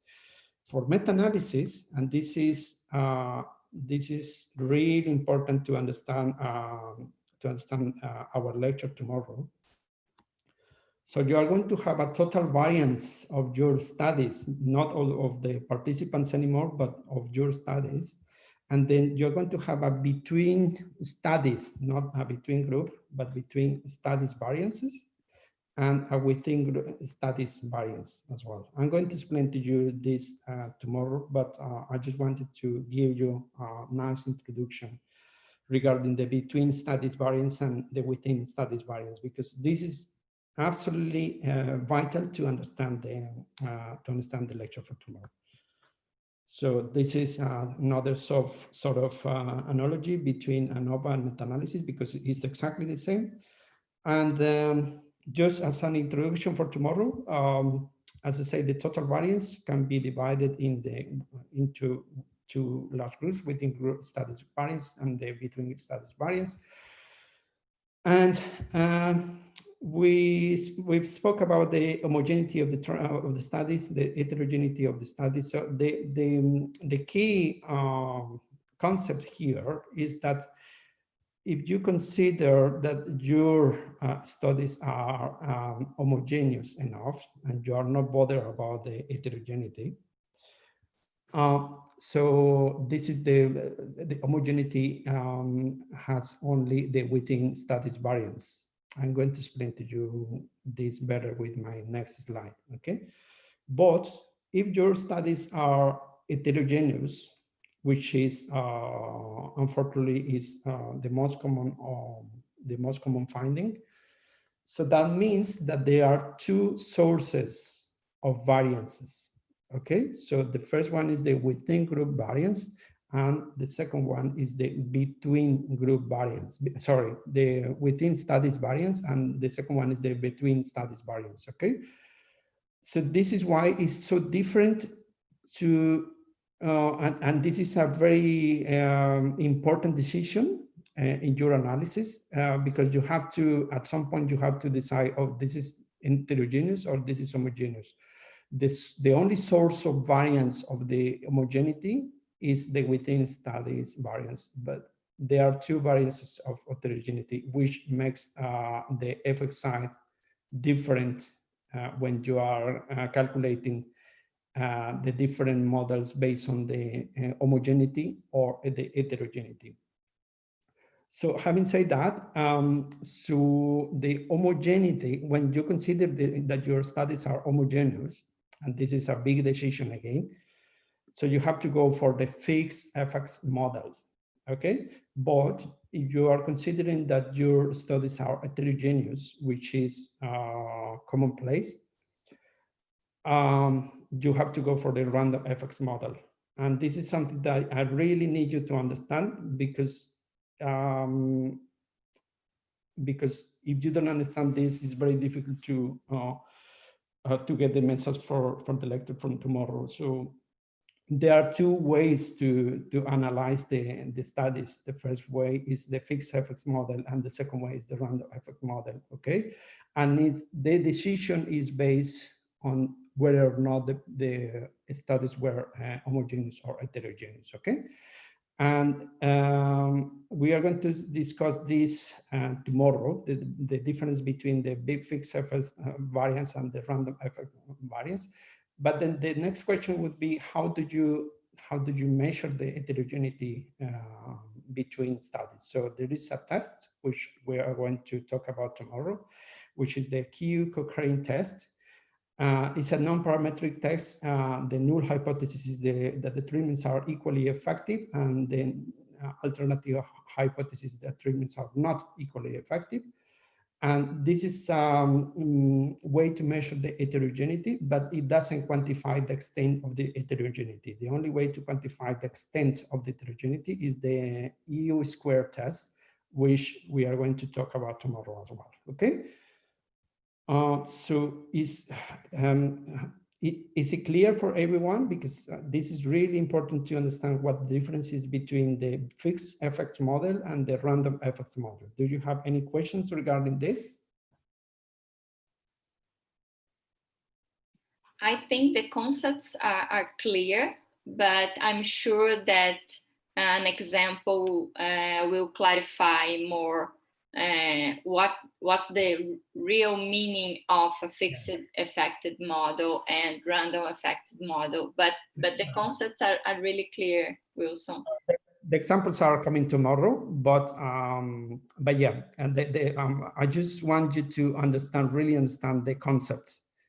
And we can make some examples tomorrow, okay? This is possibly one of the most important things of our lecture today, to make a difference between the fixed effects model and the random effects model, and understand the importance of the quality of the studies included in your meta-analysis, okay? So this is another way to explain to you what I was trying to explain with my previous slide. Let's imagine that you got 5 studies here, and then you got the same 5 studies, but they are departing from a different assumption. This is a fixed effects model, and this is a random effects model, okay? So the fixed effects model assumes that the effect size is the same for each study. The effect size is the same for each study. Don't worry, you don't really understand much this, because hopefully with the lecture for tomorrow, we will understand better this. But this is the key concept, okay? So the effect size is exactly the same. This is an assumption. Obviously, you can't demonstrate this, but you are departing from an assumption that the effect size is the same for all these studies.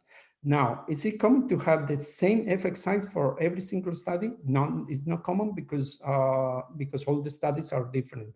So this is why in literature, you will see more random effect model analysis than the fixed effect model analysis. And the other reason is because the fixed effects model goes in favor of the alternative hypothesis, and the random effects model is more conservative. Why is more conservative? Because since it has 2 sources of variance, which are the within studies variance and the between studies variance. So the estimators of the random effects model, the interval confidence is narrow, and maybe the estimators are more conservative. So you have to be careful with this. Because whenever you are using a fixed effects model, you have to really justify your decision. Because, as I say, the most recommended way to do this is the random effects model, because you can't really find 5 studies with the same effect size as I'm trying to explain here. On the other hand, for the same studies, you can see that the effect size are completely different. Okay. But these are like, these are the theoretical effect size, because this is an assumption, okay? I'm just assuming that they are different, okay? But the true estimators are here. This is the true estimator of the study, but this is just a theoretical assumption that I'm trying to explain to you, okay? Because in the fixed effect model, the only source of variance is the within study variance. So this is the only variance, okay? This is the only, this distance is the only variance. So this is like the theoretical effect size of your study, and this is the experimental effect size of your study. So this distance that you see here is the variance. Okay, is the variance, the within study variance, okay? And on the other hand, because those effect sizes are so different, so there are 2 sources of variance, okay? The first source of variance is the distance between this and this, okay? Between this and this, and between this and this. Okay, so and there's an extra source of variance, which is this distance from here. So there are 2 sources of variances. As I said, it is a very abstract concept, but you really need to understand this before making a decision. Don't worry, you don't fully understand this, because we will work on this tomorrow. As I say, I promise not to talk about any numbers, but tomorrow we will talk about this in more depth, okay? Only a couple of words about the meta-analysis.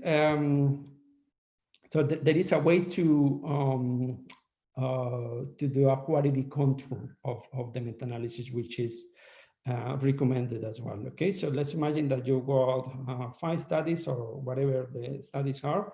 So, so this is a way to present in your meta-analysis what the quality was for each study. So let's imagine, for example, for the study 1, there was an adequate sequence generation of the random allocation of the patients. So this was the same case for all the studies. In terms of the allocation concealment, for example, for this particular study, the allocation concealment was not very good. For this was good, for this was good, and for this was completely unknown. The authors didn't really address this issue, okay? Same for the blinding, same for the blinding for the subjective outcomes, blinding for objective outcomes. So you have to describe whether the authors describe or not this methodology. You have to look at the incomplete outcome data and if they assess this. So again, for example, in this study, in the study number 3, they did, but in the study number 5, they didn't. So this is a nice way to summarize to the reader where your studies were of good quality of not or not, okay? Obviously, some studies will have no information about this, which is common, and some other studies didn't really do anything about this, but ideally you should include quality, good quality studies in your meta-analysis. Okay, so this is another way to present your information, which is very common to see this in meta-analysis as well.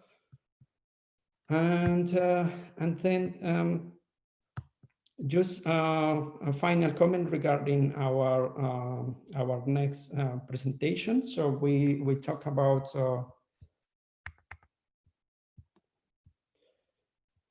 so this was the first part was the science behind the theory of meta-analysis. I'm hoping that I've covered most of the topics, especially regarding the systematic search of the literature.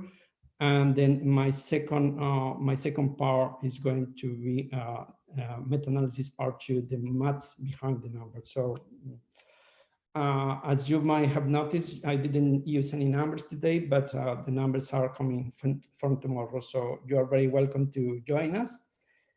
Again, it's been a very long presentation, but I can't really shorten this presentation because I think all the topics are really important. I'm really hoping that you enjoy my presentation. You got my email here, wilson.fandino@ppcr.org. Please feel free to contact me or any of our TAs or your senior TAs.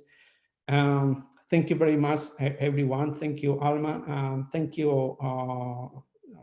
Special thanks to my colleague Karla, which has been really useful with her comments and reading the comments on the chat.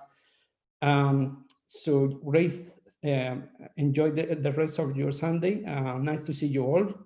This is all I wanted to show you today. Thank you so much, Wilson. Thank you, Alma, also PPCR team, and the students for your questions. It's a pleasure to me to follow the discussion and also learn from your lecture, Wilson. Your lecture is amazing. It's not only me saying, but everyone in the chat. So thank you so much. Thank you very much, everyone. So we hope to see you tomorrow again. So as I say, the link will be confirmed by Alma, hopefully in the River chat. And we are planning to meet up tomorrow at 4 p.m. Tomorrow, Monday, 4 p.m. Boston time. So we hope to see you there. Thank you. Bye-bye. Thank you, everyone. So much. Bye, bye, bye, bye, everyone.